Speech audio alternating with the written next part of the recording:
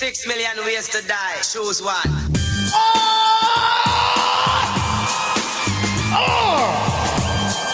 Ladies and gentlemen, welcome to the Mad One. This is it. Chat's gonna be messy. Everything's gonna go to Wow. Welcome to Go Live, the show where we don't hold back, the show where we speak truth all day, every day. Everybody, welcome. This show today is going to be messy. It's going to be messy. Everyone's going to be thrown under the bus. If you're not on Twitter, it has been wild out in the streets. It has been full on mental breakdowns by people. It has been full on. If you haven't got armor out there, you're in trouble because shit has hit the fan. Well and truly, and it's going to be a fun show because we have incredible minds, not mine, but the three gents who will add their source to these proceedings. You as well, chat.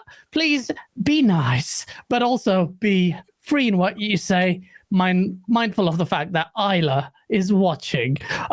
It's going to be a crazy one.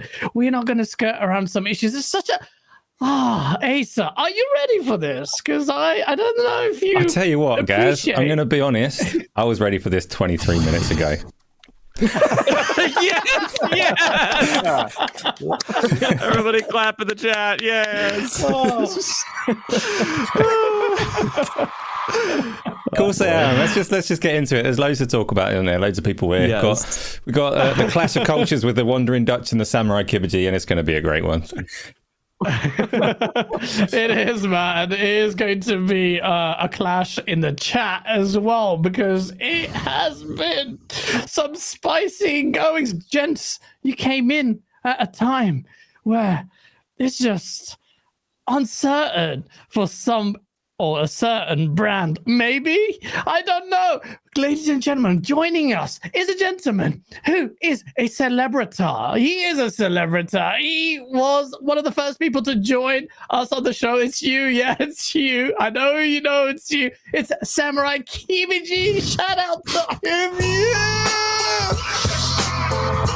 Here's your blood! Damn! All right, He doesn't even look for veins when he injects. Those muscles have gone bigger, bro.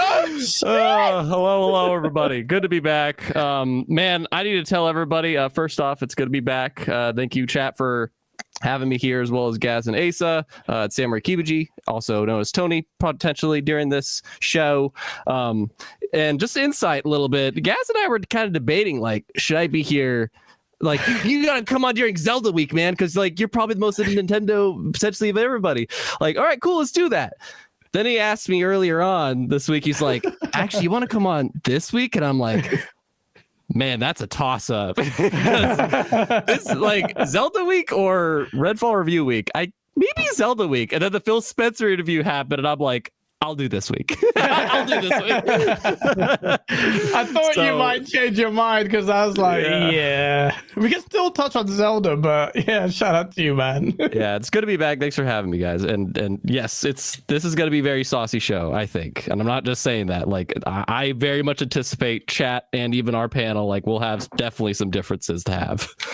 Oh man, yes, definitely going to be the case. Ponies and bots, you're all welcome here. Just try and not go too crazy with insults and stuff. Yeah, try and get. Yes, good luck please with that. try to. Yes. Yeah, good luck with that. Last but certainly not least, it is the man that makes Jason Ronald question his life or choices with his sexy beard. It is Wandering Dutch. Yeah. Hello, welcome all. Yeah, good to be back. Good to be back. We were just chatting in the elongated green room while waiting for Gaz to turn up when me and Sam realised that we probably haven't been on a podcast together for about 2 years, which is nuts. But 3. Great to be back. Yeah. Great to be back. What a week to be back. Looking forward Welcome to it. back. It's going to be spicy. There's going to be a mad show. Shout out to 400 people already in the chat. Smash the like button. We have a lot to get through. But before we do that, okay, before we get into that, mindful of the fact that this is probably the only time we're actually going to talk about video. No, it's not actually, but let's talk.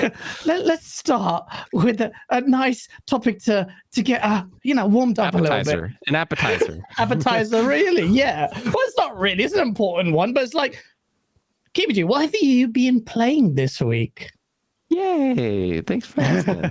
Dude, I have been just so goddamn in love with Jedi Survivor. Like, Dude, I am just... Like, I knew I would like this game because I liked the first game, and everybody was just blowing up about the performance stuff, and then I saw the critic reviews, and I'm just like, you know what? I'm going to play it. I forget that I get that 10% discount with EA Play and Game Pass Ultimate, and I planned it out. I'm like, I think I might be able to get it done just in time for Zelda, and I am so glad because I have been loving every second of it. Like, we finally, ladies and gentlemen, I was preaching. I'm like, Hi-Fi Rush set a high bar for my personal game of the year. I saw you guys shout out your games of the year earlier. Hi-Fi Rush set a high bar for me on that. It's finally been matched. Like, Jedi Survivor is finally a contender for my game of the year. I'm freaking loving it, dude. That's a solid shout. I was playing it. I was not going to play it because until the patches came out, so I tried it today. Played a couple of hours, maybe. Finished the first, boss. I won't give too much away. And I, it's such a shame because the game is incredible, but the performance mode is terrible. It's like Vaseline all over. The resolution is visibly like so obvious, degraded, and I wouldn't mind it that much if the performance mode stayed at the solid 60, but it doesn't even come close. So it's juddery and it really takes me away. So then I ended up picking whatever mode, the 30 FPS mode. Yeah. And I think that's better. I would suggest that it looks on Series X. As you play that, like my roommate walked in, he's like, this game kind of visually looks fantastic. I'm like, it does. But he walked in during the cutscene, and then when you go to the gameplay, if you're in that quality mode, it still kind of feels like you're playing a Star Wars movie. But yeah, that performance mode definitely isn't quite optimized, but it's there. Unlike a certain other game we'll talk about soon, but anyways. Yeah, definitely. I mean, look, the game ultimately is brilliant. We talked about the reviews perhaps not reflecting, and I really think the performance is a big sticking point here because it is a problem. It definitely is a problem, but it's such a great game, so I stuck to 30, and you just bear with it. But it's not something. And I see Earl Clark pointing out that there has been 2 patches that's come out since, and it's getting better and better each time. But yeah, it is definitely it needed a bit of work for sure. It definitely does. I came across some like hitches as well. I've recorded them, and I'm just like, but ultimately, the important thing is the game is brilliant. And not all games this week had the benefit of that. But yeah, other than that, well, Dutch, what have you been playing? Yes. So much like Kibiji, I've been playing Jedi. I've also been playing Redfall, and I've been playing and finished Ravenlock, which came out the other day. Oh, okay. Beautiful little indie game. Again, massive indie champion, but beautiful indie game. It's only like 6 hours for 100% completion. I was about to ask that. Great. Yeah. 6 hours. It's a kind of a magical little hack and slash game a little action adventure based in Alice in Wonderland. Really pretty to look at. Nice little story. Doesn't take itself too seriously, but fantastic little game. It's nice. It's a nice palate cleanser game. Really nice palate cleanser game in between what were meant to be two juggernauts. But Jedi's fantastic. Again, I'm playing it in quality mode. Performance mode isn't there. It's a lot of stuff wrong with that still. But I'm playing that in quality mode, so I'm enjoying my time with that. Redfall, on the other hand, we'll get into it during the show later. Yeah. We'll get into next. I played Ravenlock just before the show, actually, an hour or so. It's actually quite cool. It's very, it's smooth, and it's very the visual styles of it. Like you see a mushroom on screen right now, and makes me want to do some shrooms when I'm playing this game, because visually it's very much that studio style. It seems like based on the previous games, it's exactly like trilogy. So they had Riverbond, Echo Generation, and this Ravenlock. It's the Voxel trilogy. I want to kind of shout out Benedict Fox. Like I hear that some folks haven't been enjoying that too much, but I don't know. I've been wanting to get to it, but yeah. I tried a bit of it, and it just didn't grab me. In fact, Ravenlock grabbed me more than Lost Case of Benedict Fox. Is this doing? Oh no! Whilst I saw that out, Asa, what was that? I've heard him scream like that so many times. What have I been playing? I've played a few things this week. I spent a little bit of time in the PlayStation VR playing Switchback, which is it's supposed to be related to the Dark Pictures anthology, but it's like House of the Dead on a roller coaster. It's just fairly basic, kind of entertaining, but once I've gone through it once, I'll probably never go back to it. Main thing that I've been playing this week, though, is Cyberpunk. I've been juicing it all up with its path tracing and playing a lot of Cyberpunk, which I'm not massively through it, but technologically, visually, and all the rest of it, it's so freaking incredibly far ahead of anything else available anywhere. If you've got the very limitedly, the very exclusive technology or whatever to power it, it's phenomenal what they're doing with that game. You can still pick. If you go into it looking for flaws, you'll still find plenty. You can throw a grenade at a quest giver and it'll explode around them, and they'll just carry on talking like nothing's going on, and it's a bit weird. That takes you out of it, but otherwise I'm just this is unbelievable. So I'm playing it with my jaw on the floor. That's the main one for me this week. So how does it work? How smoothly does it work, path tracing on your 4090? So you could talk about this for quite a long time, because it's path tracing as a technology is a whole thing that you can really delve into.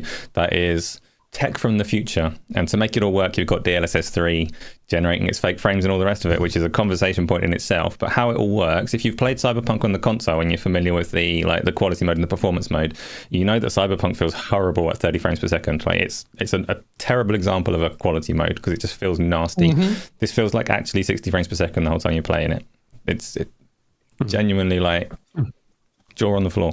The technologies that are making this happen together in tandem, just wow, this all works, and I can't believe it. When you say jaw on the floor, is it the fact that the technologies are working together, or the visual spectacle? Is that actually sounding you? Both. It's partly, so the visual spectacle, you can say, you could do a load of comparisons, and I think it would be fair to say that some people would not be able to tell every screenshot apart. The jump is not necessarily going to make other people's jaws drop to the floor, but if you are familiar with the technology and what's going on behind the scenes, and you look at the closest equivalents, the nearest thing to what Cyberpunk is doing is Minecraft and Quake 2 and things like that. And it's such a massive jump to do an actual modern game with modern levels of detail in the way that they're doing it and pushing it around. And and it happens to be quite a good game now. Through all the patches and things that they've done, they've turned it into something worth playing. Even if you are if you're on the console versions, they are worth playing today. But playing with that technology and just going that's wow. I didn't think we'd see path tracing this gen at all. We saw it in Minecraft, but I didn't think we would see it in something like Cyberpunk. So when you say that, I take that seriously. That's impressive, man. Almost makes me want to invest in a 4090. By the way, shout out to Huggy Channy. He gave away code earlier on Keosanti's show, and now here he is. He's given, shout out to him, Hogwarts Deluxe Edition. Gives you both generations games. Whoever, please claimed it, just at least let Hoggy know who done it. Like we never. So like, thank you, Hoggy, and please thank him. It's very generous, man. So shout out to him, and it's a great game, which I need to reinstall as I've uninstalled this next game. Oh, what did I play? No one gives a shit. But I played Ravenlock, Jedi Survivor. I object. I think people do give a shit. Games are what loads of people are here for. Yes, they do. What have you been playing? And are you still working through Sekiro? Carry on. I'm going to do Sekiro stream tomorrow, actually. Everyone's been asking me about Sekiro, and I've been dying to play it, but just want to do the stream really well. I want to do a little in the last episode of Sekiro. So I'm building that, editing that right now. But yeah, Sekiro tomorrow, people. If you watch the Septic Source channel, just check that out tomorrow. I've been playing, so I've been pissing off Pony so much by saying, I knew this was going to happen. I was telling Cole, watch this. Because I made a reel. I've been addicted to reels. At first I thought, why are these shorts and reels? This bullshit. But now I'm on reels constantly, and my algorithm is showing me like video editing footage, drone footage, hip hop music, and AI, and it's so addictive. So I thought, let me try my hand at reels, and I made one of Forza. And then like the new motorsport to Dr. Dre's music. And then I thought, let me be a dick. The king of races, Forza. Boom! Someone shared my clip. Oh, he has only got 5 minutes in motorsport, despite the fact that I've always said on this show, I've mostly played Horizon over motorsport, but I'm finally coming back. But now I've been playing Motorsport 7 and Gran Turismo side by side, and I still think Forza is better. But yeah, I've been playing that. Sorry, this long way. This is why I don't answer these questions, because I just long it out. I've been playing Jedi Survivor, and I've been playing Ravenlock, and loads of other games I need to go back on. So it's been all over the place, thanks to Quick Resume. But I've also been playing this next game that I had the benefit of playing before release. I won't tell you how, but you can guess. But I released the a preview or my comments on it as the review embargo released, even though I didn't sign any NDAs.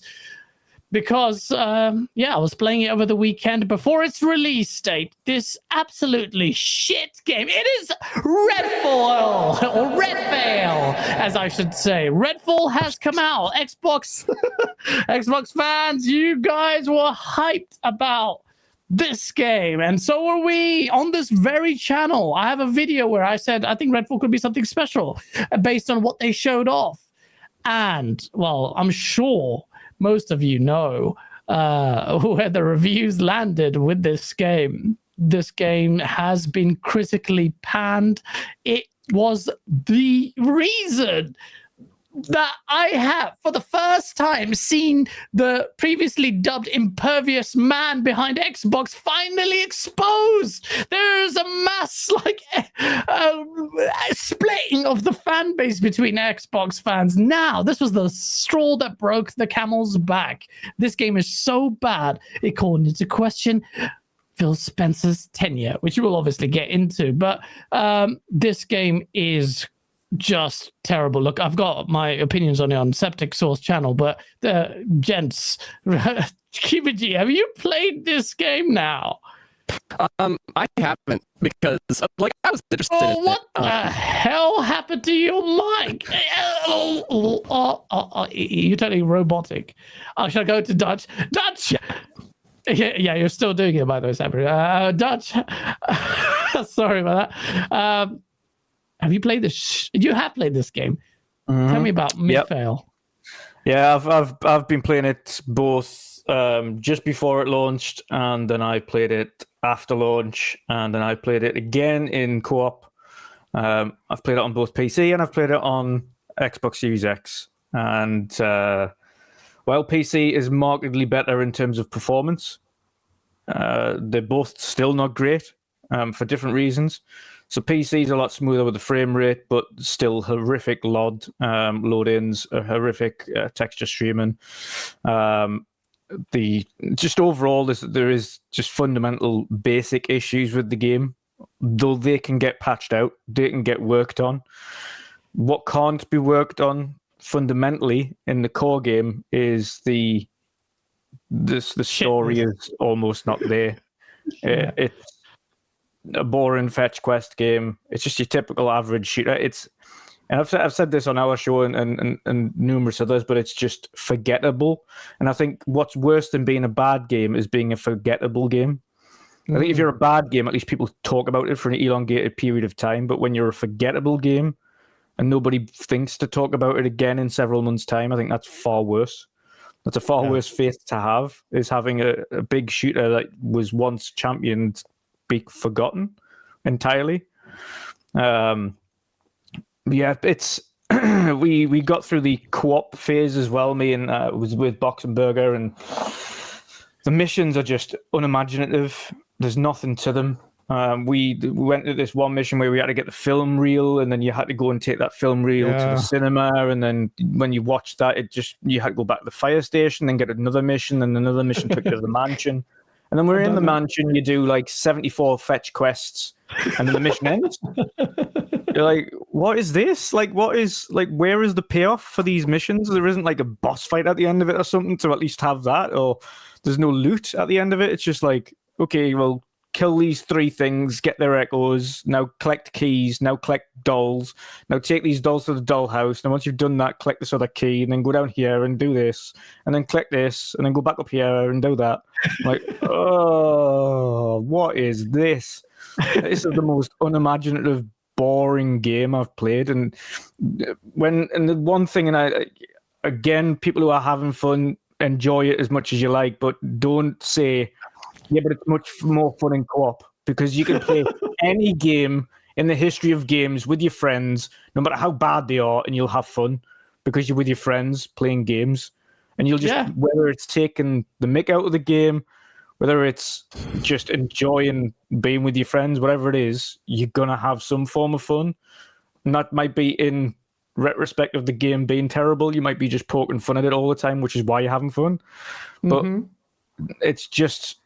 It doesn't change the fact that the game is terrible. Yeah, like it's just unfortunate. Like I say, you can patch it till the cows come home, and it could turn it into a game that performs, but it's not going to change the fact that the base game in itself is just not a good game. Yeah, that's ultimately just the problem there. That's I've said it on my stream I did. Is that if the defense for Redfall should be a criminal offense. That's how bad this game is. It is terrible. KBG, how are you sounding? Let's see. All right. Am I still robot?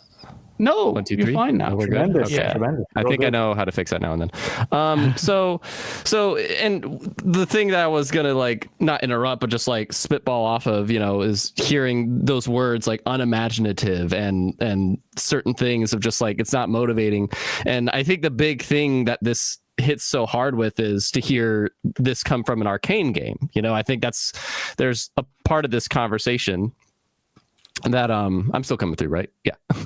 There's a part of this conversation that's like, why is this hitting so hard? Which that'll probably be the next half of this Redfall conversation. But it's just hearing these things coming from an arcane game. That's the part of the thing. Yeah. And I haven't played it, and it's only because 2023 is the gaming apocalypse. Like we were just listing all the things we were playing there. There's Ravenlock, there's Jedi Survivor, there's Benedict Docs, and I'm trying to think of others. Oh, if you're a Nintendo person, there's Advance Wars. Like there's a lot of stuff that's like happening right now. So I'm like, what's on the chopping block before Zelda comes out? So, and that's the main reason I already decided before the reviews, like, I just think Redfall, I'm going to have to put that on the chopping block because it's an open world game, and I'm about to go into a big open world game, and I don't want to be open worlded out.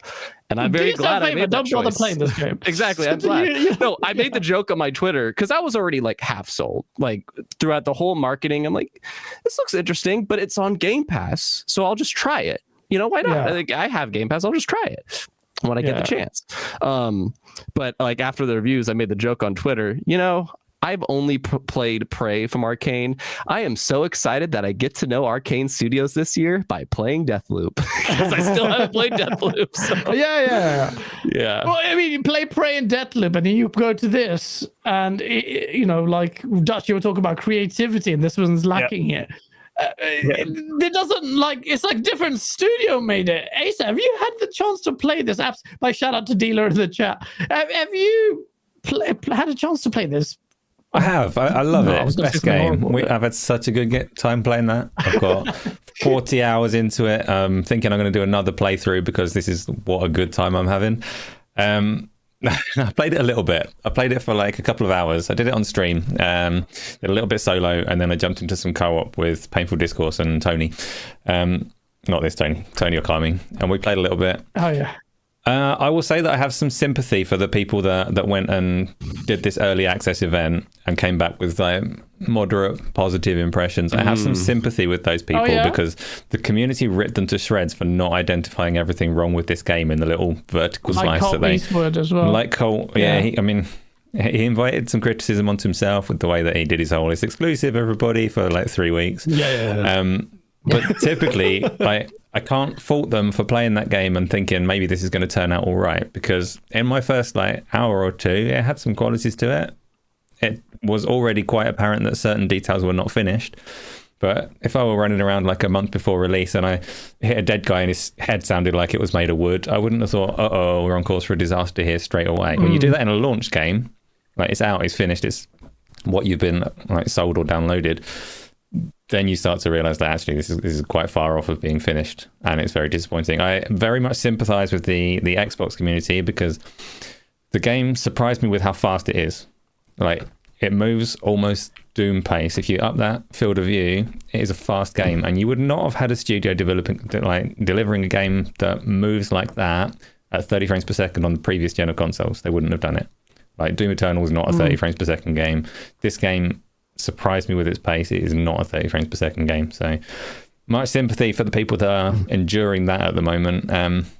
And yeah, it's clearly not finished. And like other people have already said, when it is finished, it will probably still be a pretty mediocre game. What I really can't understand about it is when you've got a game that is so fundamentally made for co-op, and you go into it and you see the structure of it and the characters and all the rest of it, and you say, this is definitely a co-op game. People called this out before it released, the whole like way that your progression stacks and all the rest of it. But everything about this game is not designed around the fact that you're going to be playing it co-op in terms of mission structure, in terms of the way it delivers the story, in terms of like just the core fundamental design of the game doesn't suit either single player or co-op. It's just like, we don't really know how to handle both things, so we're just going to do some basic shit. And that's a bit of a shame. Yeah, exactly. That was one of the problems later. Actually, that was one of the problems about the game. And again, we're talking about fundamental issues here. The fundamental issues around it are, well, A, the missions and things are just not that enjoyable. But B, it has so many interconnecting mechanics throughout the game, but none of them are like fully baked. They're all kind of half there. Like you mentioned, the co-op and single player, it doesn't know whether or not it wants to be either. It's like, does it think, or does it want to be co-op? I don't quite know. Does it want to be an RPG? Does it want to be a looter shooter? Does it want to be an FPS? Does it want to be an action adventure game? What does it want to be? What does this game want to be? It's a. I wonder if that's just, it's Arcane's first, it's their first outing on a multiplayer game, which I'm not saying that it, excuses things, but it is a thing to note, like it's their first ever outing doing a multiplayer game when they are so rooted in making these linear single player worlds that are so well thought out and designed and stuff. And maybe and it's their first open world too. So but we see somebody like FromSoft, you're like, oh, this is our first open world too, and then it's like the greatest open world of all time. So it's like, it's really, whether it's your first outing or not, it's just, like that's a potential part of this too, is they just it might not be their thing, Yeah, well, the game is just shockingly bad in almost every department. Visually, the game looks like shit. It's so bad. Like, I'm getting LOD bugs in the cutscenes, which are not even cutscenes because they're like still like almost like slides. Or they're like obviously rendered, and they go not rendered because they're getting LOD bugs on that. I'm getting LOD bugs on my gun. I don't think I've seen that in a very long time. The gun on your first person screen, I'm aiming in. came out. LOD bug. It's actually in the video that I put on my personal channel. Game is ass, which is what I describe it as. There's full on nonsense. Like audio was okay, even though the character is annoying. That's a design choice, but that's fine. But like the mission structure was disgusting for these fetch quests. Even the map icons are rubbish. Like you have to go and find the key. Like it's like where is it? It's like you don't know whether or not it's upstairs or downstairs. It doesn't give you any indication. It's like, so what? Am I up here, down here? You're going downstairs or upstairs to find this. So, like, the reviews came out, and in Phil Spencer's interview, which we will go to, we'll be breaking down, like, playing his interview with Kind of Funny, and then he talks about Redfall in a bit. But they say they send people out to do game testing on these to get an idea whether or not it's bad. Like, who are they sending there? Xbox era? No, just kidding. Shout out to them. But that review is a bit weird. There's an interesting, just from Gavin Hart in the chat. This, he says, this is as if it's fact, but this is just the last of Bethesda's multiplayer / games as a service titles. They won't be doing that again. And I've been seeing that a lot too, where there's a lot of like, transitioning out from Fallout 76. I could have swore there was another one, and this, and these games might have started being a thing before they were acquired, and they see how much money those kinds of games can generate. So maybe this was like Arcane's attempt to make a game like that, and they didn't scrap it when they got acquired. So I don't know. Who knows what happened? Like, that's what we were talking about. It's just a speculating. There was you look at the one of the worst things in the game for me was the AI. The AI are just brain dead. Oh my god, yeah, totally brain dead. I've mentioned this before. That was the part that was really disappointed to hear. Hearing bad AI, that's a rough thing. It's not bad AI. It's just shit. I can get Chat GPT.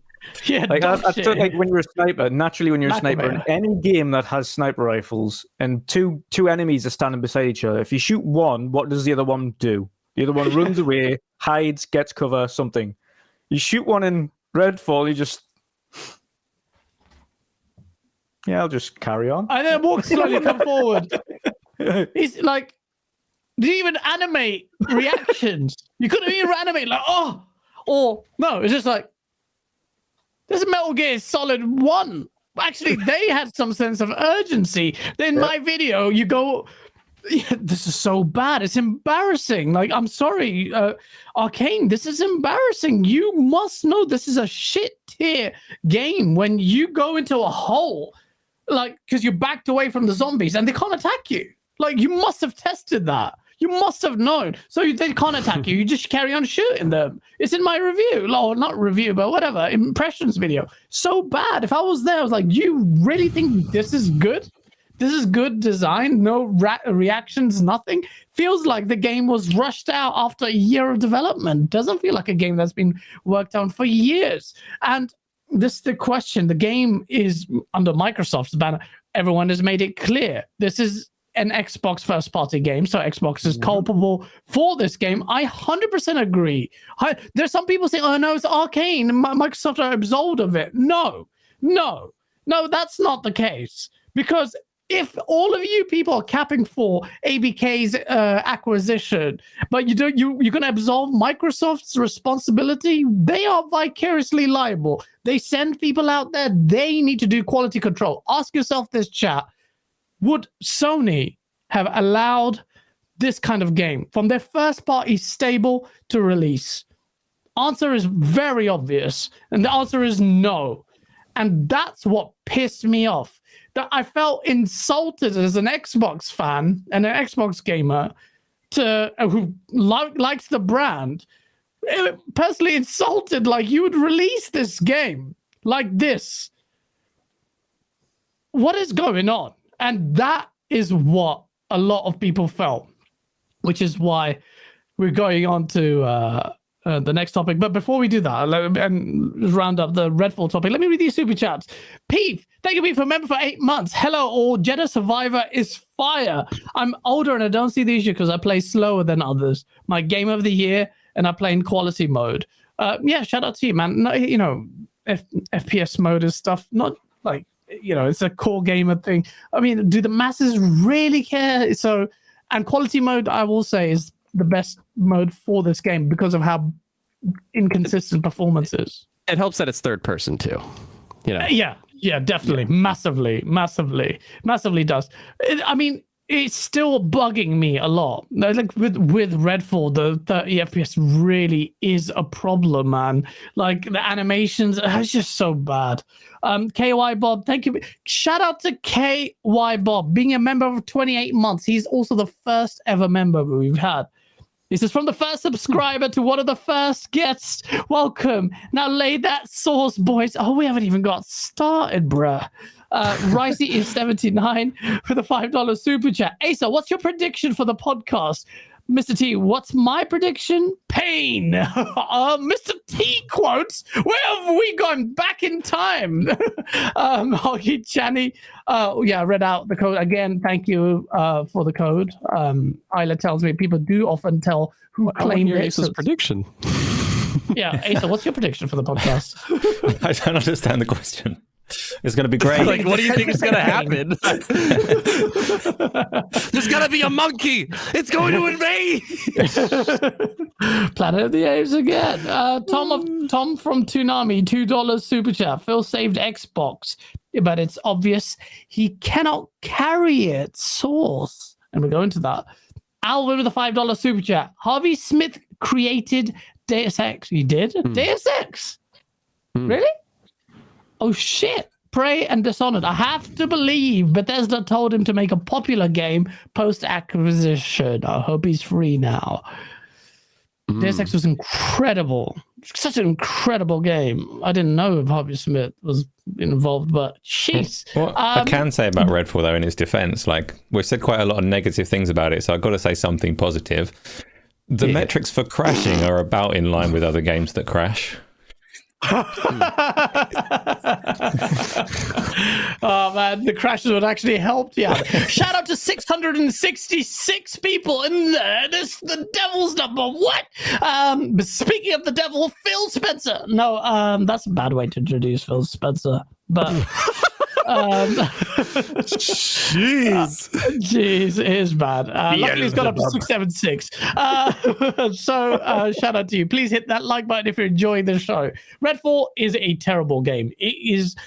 I'm sorry. If anyone wants to defend it, that's fine. It's your prerogative to do so, but prepared to be lambasted, in my opinion, rightfully so. This is the kind of quality you want Xbox to wash its hands away from. They should never, Xbox fans should never have to withstand a game like of this quality from a studio of this caliber after all the hype for it and how they represented the game. The misrepresentation is real, hence the apology that came from Phil Spencer, which you will get into. Shout out to Splendor for the $2 super chat because Bomberclack go live. Rotted, big up everyone. Bruh. Shout out to you, Splendiferous, bro. So this is crazy now. Like week after week after week of absolutely news for Xbox and Microsoft. Xbox fans are having a terrible time. PlayStation fanboys are loving it. Why wouldn't you not? I fully understand. I fully understand. You would revel in the source, and you have my blessings for that. I don't know what Xbox fans did to deserve this. First, it was Redfall 30 FPS announcement. Then the CMA blocked the deal, and then you've got Redfall. And that's why last week I said, like, in a series of bad news, it's going to get worse next week. It's not the end of it. And boom, here it is. But even I didn't know this was going to be this bad. It's sitting at 59 Metacritic. But what happened is Hoggy, thank you for the $5 super chat. Am I seeing something? Yeah, because I said the first word I read was not excusing the Redfall mess, but, and usually that suggests damage control. Since you wanted to say something positive, I do hear some people enjoying the game as well, especially in co-op. Yeah. That's exactly what Dutch was saying. Like, we could throw rocks at a wall with four of us and we'd have fun. Just doing that and just have banter. I played it with having fun with the game. Come on. I mean, the most fun I had was I was playing with Fratanga Plays. But you had. You had, but some people are. That's all I'm saying. Some people the fun are. I had was but some we are. did laugh. We did laugh at some the bugs. There were so many. We spent ages just looking at the bugs. We looked at the sink and the water is not coming, but there's like a rectangular bit for the water that's coming out of the sink. There were so many problems. But look, if you're enjoying it, well done. If you think Redfall is a good game, get your head sorted. Shout out to Donny Snowy with a €6 super chat. Microsoft needs to have a quality seal like Nintendo does. This wouldn't have happened with that quality control. Yeah. Like quality like Nintendo does? Nintendo has quality. I was about to say, yeah. You mean the seal What do from you the Super mean? Nintendo? I'm sure that's like a reference, a callback to what Nintendo used to do. It's great. Back in the They've crash. got great games. They've got quality games, but even the one of their largest releases this year, which was Pokemon Scarlet. And In Violet. terms of bug levels, yeah. In terms of bug levels, yeah, still reviewed like 8 out of 10 or above, but yeah. Yeah. Bug But levels. in terms of That's performance endemic across the industry. Like, look even at Jedi then, Survivor. I don't blame the developer. I've said this for ages for Nintendo side. I don't blame the developers on that. I blame Nintendo for having piss poor hardware. When they get that sorted, I think the developers will be able to actually do things a little bit better and not that's be true. limited. Yeah.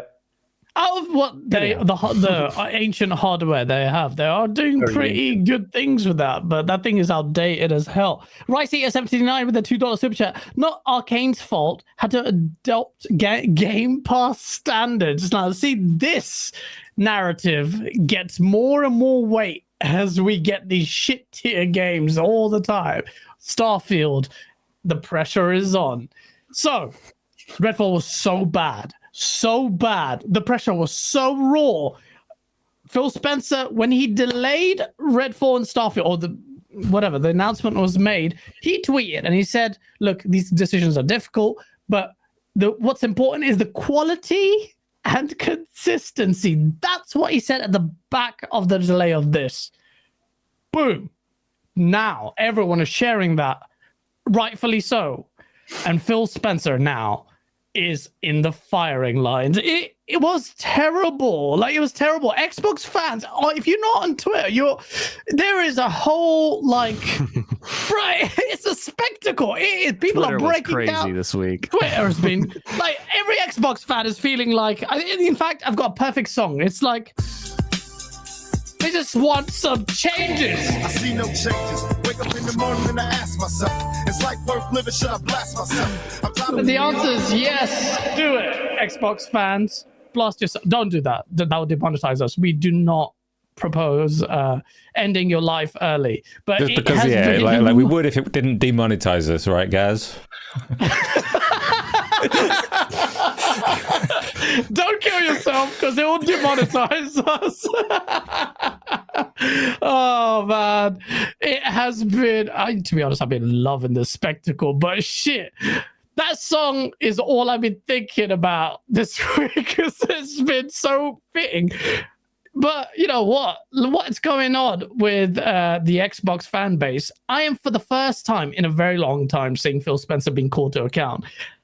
I like Phil Spencer. Asa, you did a great video. Check out Asa's video on Phil Spencer and whether or not his tenure is in question now. For the first time, I'm seeing Phil Spencer's tenure in question.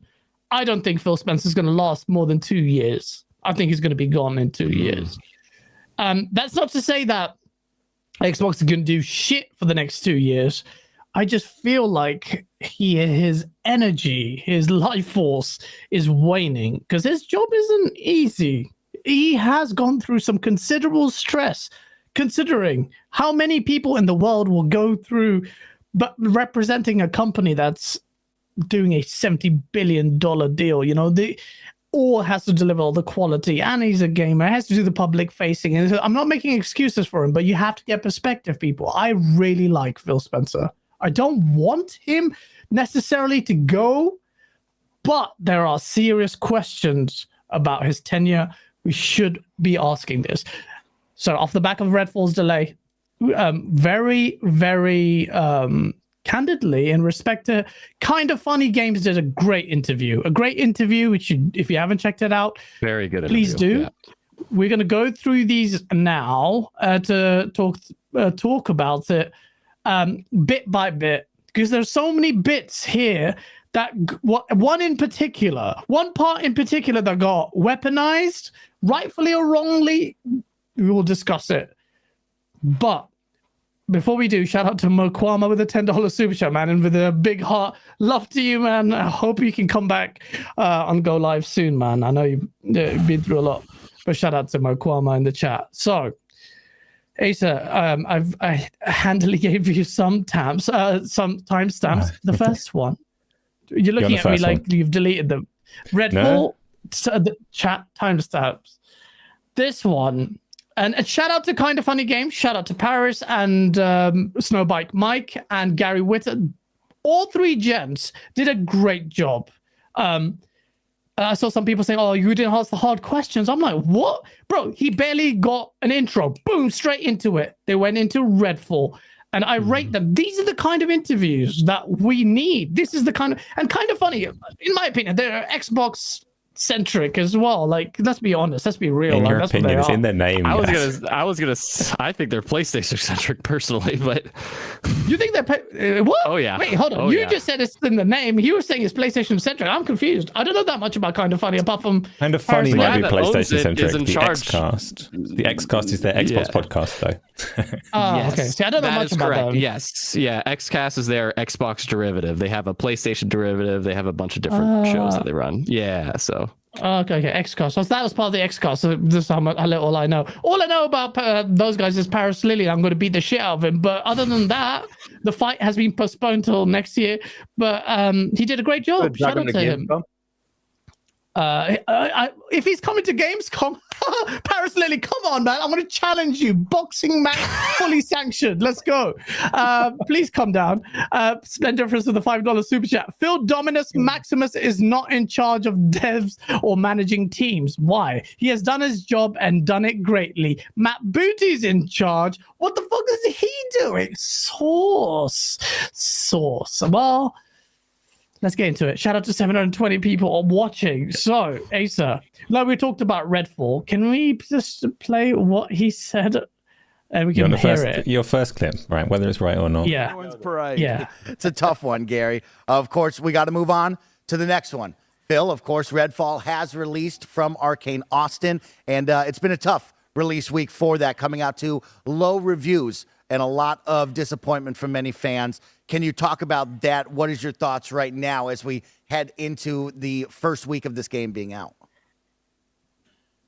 Yeah, I mean, I'll start. I'll hit Redfall, but I'll just say all up.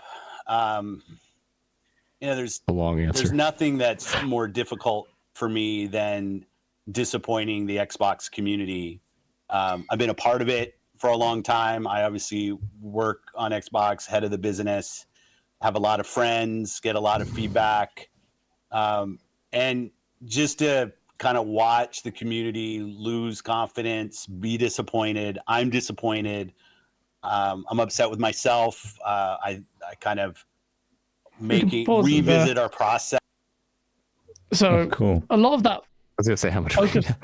Yeah, I mean, I'll obviously cut into it for the sake of flow, but also that's a good. I mean, we glean what you want from there, but the focus there, if you see that, is just himself. He's vicariously liable, yes, and he's made it clear that he is accepting that liability. Asa, in your video, you did touch upon that theme of it. Do you want to let our viewers know why you think that's relevant? I do and I don't. I think maybe because there's two ways to look at this interview. You can drill into each of the answers step by step and kind of pick it apart and quibble over the details, and you can look at like the overarching theme of Phil's mood and what that does or doesn't mean and all the rest of it. I think maybe we should address the questions, like the answers that he's giving, and then come back to what's going on the grander scope of the interview at the end. Okay, fine. That's a good point. By the way, Shout out to H2O Habibi, walaikum assalam. He goes, Jeez. what's happening? That's not with a $100 super chat, bro. He goes, what's happening, Gaz and Asa babies? It's 1 a.m. here, so crashing for business tomorrow. It's Sunday, bro. Do me a favor, fellas. Wake me up when Redfall and Starfield hit 60 from Dubai with love. Or maybe that's what I thought. In Dubai they introduced not working on Sundays as well, but maybe I don't know. You may have a business. Shout out to you, man. Thank you so much, brother. And mashallah. I hope everything goes well. And thank you, man. That really does help us out a lot. But thank you. So yeah, Redfall. Okay, so he's taking it on board. Spencer has accepted it, because before that there were so many people saying, no, it's Bethesda's fault. Oh no, it's Bethesda's working on it. They should take the blame. Everyone should. The developers working on it, whoever's pushing, the in charge within the team, the leadership there, and Phil Spencer. And there's a reason why he's taking it. A lot of people are like, it's just PR here, or you're just being this sacrificial lamb, like just taking the hit like a martyr. But Okay, let's do it the other way point. then. Let's do as it makes sense for the clip that we just watched. We'll do the overarching theme with the interview first, and then we'll go point by point, play by play, right? Because the video that I did was about pretty much that topic. In this, Phil is an expert in PR, right? He's done so many PR interviews where I used to describe him as having a silver tongue, because he always said exactly the right thing for exactly the right audience. And that's not to say that he's lying. He just knows what to say. And his PR work around the launch of the Xbox Series consoles and before that was massively key to the hype and positivity that the Xbox community had. He was fantastic at it. So you can say, some people have very much been saying that Sony and Nintendo don't do that. It's better that Phil does. I don't personally think that PR is all that important relative to what you deliver, but as PR goes, Phil Spencer has done a fantastic job at always knowing what to say and always bringing hype and positivity. This interview that he did with Kinda Funny was a very different vibe, and he's been kind of absent during the whole ABK nonsense, keeping very quiet. But he's out here now, he's talking, he's taking the blame for absolutely everything, including things that are definitely not directly his fault. So to an extent, the buck stops with Phil Spencer, he's at the top. To an extent, he's putting his face out there saying, put all the blame on me, I'm the leader, this is my responsibility. But he is either got to be behind the scenes, pointing a lot more fingers at a lot more people than he is in his public face, or he's taken on far too much. And either way, it's a deliberate PR play rather than a sincere everything is my fault, because there's no way. He talks about we should have got the coalition to help Arcane Austin a year ago. Yeah, maybe you should have, but that's not Phil Spencer's job. And you can say the buck stops with me, but it just felt so excessive in the way that he wanted to load himself up with blame throughout the interview. I think so. Yeah, and I think so too. Yeah, and my video is like 6 or 7 minutes and quite simple as to what that's all about and what that alludes to. But the thing that I reckon is that he is still very good at PR, and there are certain things about this interview that we'll go through going forwards that tell me he's still fully in PR mode for this. So then it becomes a question of what is the angle? What's he going for with this particular PR projection? That's a good question. I think I have an answer for that, but. Gents, KBG, this PR move, he's taking responsibility for it. Do you think he should? Do you think the box ox with him? What do you think about this? Yeah, I happened again. Yeah. I got I'm gonna play some songs. How are we good? Yeah, it's fine. Okay. I think I know what I have to do, so just always let me know if that happens. But we're good right now. Yeah, okay. So yeah, just quick answer is yes. He should take responsibility, because ultimately he is the one that oversees everything. That is the truth. He is the final say in so much stuff happening, but he is not the one that's making the decisions potentially of oh, should we release this or whatever. There's people underneath him that are making those calls, and it is his role to make sure he has a good team underneath him that can handle that, because he's managing so many different things that is especially as they expand, you can't expect one man. I see people say Phil hasn't delivered us a quality game in ages. And sure, you could think of it in that way since he's the head of Xbox, but also he's not the one developing the games. He's not the one even necessarily supporting the games. He's the one that's like choosing who does that. So that's it. It is technically his, I'll say, fault, and he's a good leader for acknowledging that. You know, he's not pointing the blame at anybody. And I'm gonna cut myself off there, but yeah. No, fair enough. What about you, Dutch? Do you think it's fair that he's getting mugged? Say yes. Yeah, I mean, yes. Yes.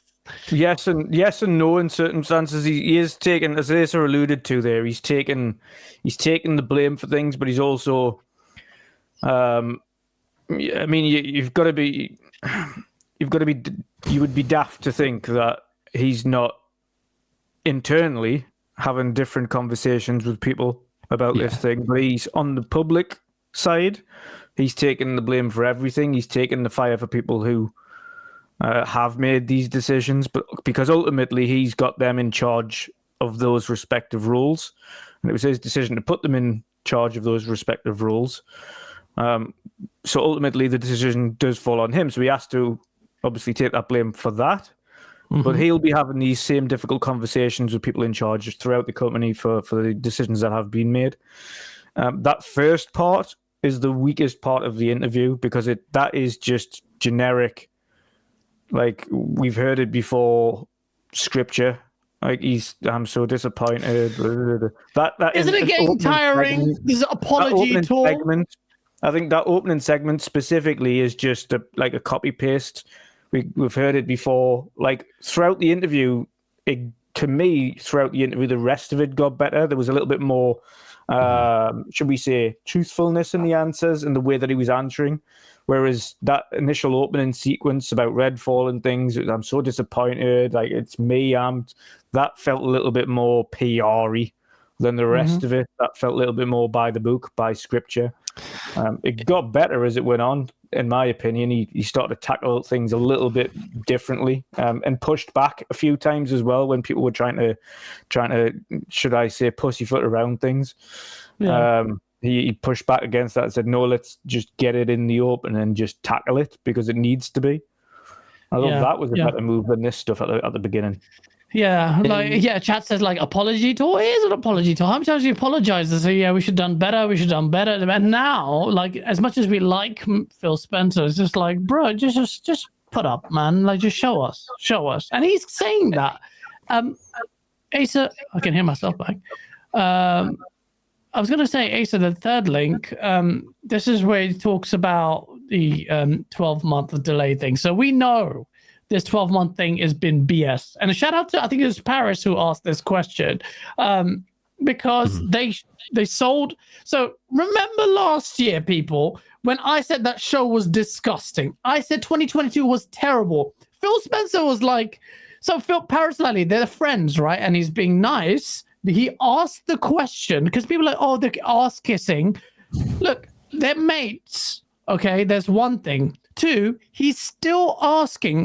Don't ask me, Gaz, why are you defending Paris? You like to beat the shit out of him in August, right? That's fine, in a jokey way. But you have to rate him. He's asking the hard question. He's dressing up nicely. He dressed up nicely, but Phil Spencer then said, hey, no, remove the nicety. Let's just be frank about it. And this is what Dutch is alluding to. The niceness is gone.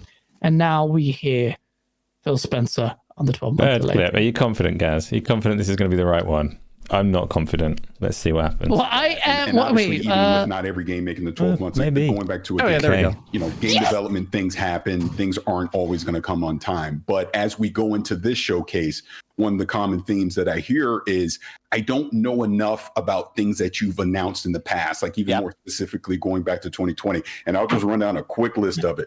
Vowed, Perfect Dark, Everwild, which is something we really don't know that much about. Fable, State of Decay 3, Contraband. Obviously, we've seen a little more in Hellblade 2. We'll go with it. We go with studios like In Exile and Compulsion Games that we know are working on things, but we haven't seen any real updates on that. So I titled all my questions Balance and Communication, because even in this, it's like, what is that balance on when you show something that you know is going to be years down the road, and kind of that cadence of providing updates along the way. And obviously, as we go into this showcase, not that you need to reveal anything specific here, but what were some of those lessons learned from last year's showcase that you'll bring into this one?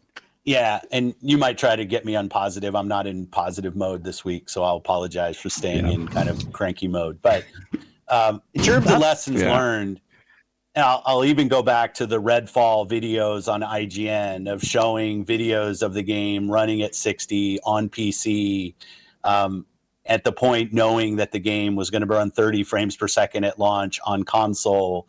Like, we have to be transparent about what we're showing, that what we're showing is representative of what our console customer, our most committed customer to our brand, financially committed, what they're going to see, what they're going to play, and that transparency just has to get better.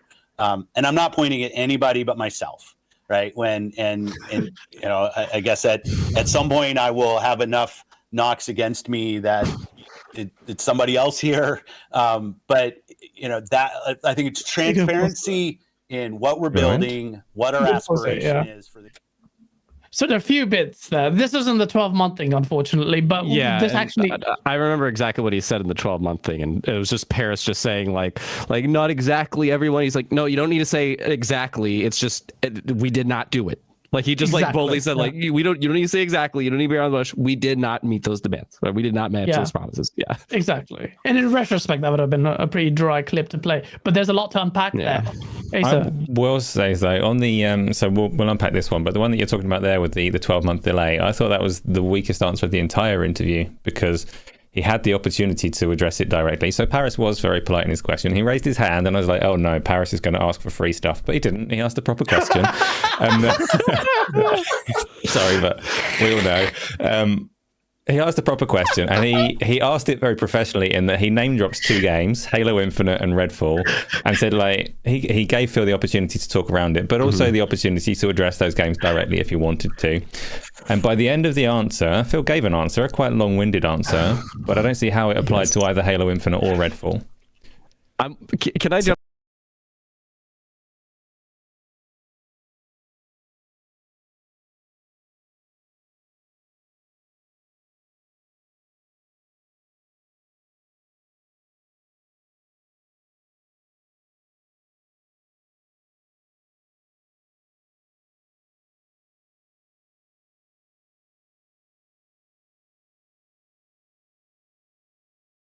You're a little bit more. Just so it was just very long-winded to talk about creative and I'm going to interrupt really briefly, because I did interrupt really briefly. My finger slipped and I muted you all, so nobody heard. Kibaji was saying like I'm awesome and he agrees with everything I say. Just basically, I agreed everything that Asa said, and just that they can hear me now, right? Yeah. Just that basically that is the only part of the whole interview that I myself was very underwhelmed by, like, and that's a spoiler for the rest of the show. Like there's a lot of things that I understood and somewhat agreed with too, but that was the only part for me personally that I heavily disagreed with, because Asa was getting at it. It was a very long-winded answer about the whole delay process and how they go about that, talking about the creativity and if there's bugs, and he was saying some stuff that made sense, but he just kind of made it a big net, and I'm like, okay. I agree with you. It's just like, right. I mean, ultimately you failed. You sold that, and you failed. Tremendous fashion. Like all 3 are considered failures, like in terms of the 12-month thing. But what we just heard, hopefully, it was that there was a lot there. So we heard Phil Spencer is now fine. Like he feels like a wounded lamb there. He's just like, look, if someone else in this, and he didn't answer, like he didn't complete this his sentence. Like someone else could take. Even I felt sorry. I was like, Phil, you remind me of my ex. Like you feel the guilt trip, and I'm like, oh man, I feel sorry for this. No, wait, no. Oh man, look, that. Like he's heard it. He even mentioned in the interview that he's hearing Phil Spencer step down. Like this, people are pissed. Obviously, I made that little auto-tune song like Spencer, you lied. So it's just like the general feeling is there's as nice. This is the guy who saved the brand. You have to say it. You have to say it. The guy saved the brand. I'm sorry, but you cannot deny that. But that doesn't mean you're impervious. Like, it doesn't mean like you saved it for what? Extended his timeline only for it to go down the shitter. You saved the time, you saved the brand, but take it to where it needs to, and he acknowledges that. Another thing I really liked about this interview is he listens squarely to this space, like the public sentiment and all of that. You know, the mass market and the boardroom and all of that. He listens to this. I'm not saying this podcast, but he listens to this space. The content creators that we surround with, the discourse that comes through this. He's squarely listening to that, to this circle, because he addresses it. I can't imagine any other gaming CEO coming onto a podcast like this and saying and doing the stuff he did. I really can't.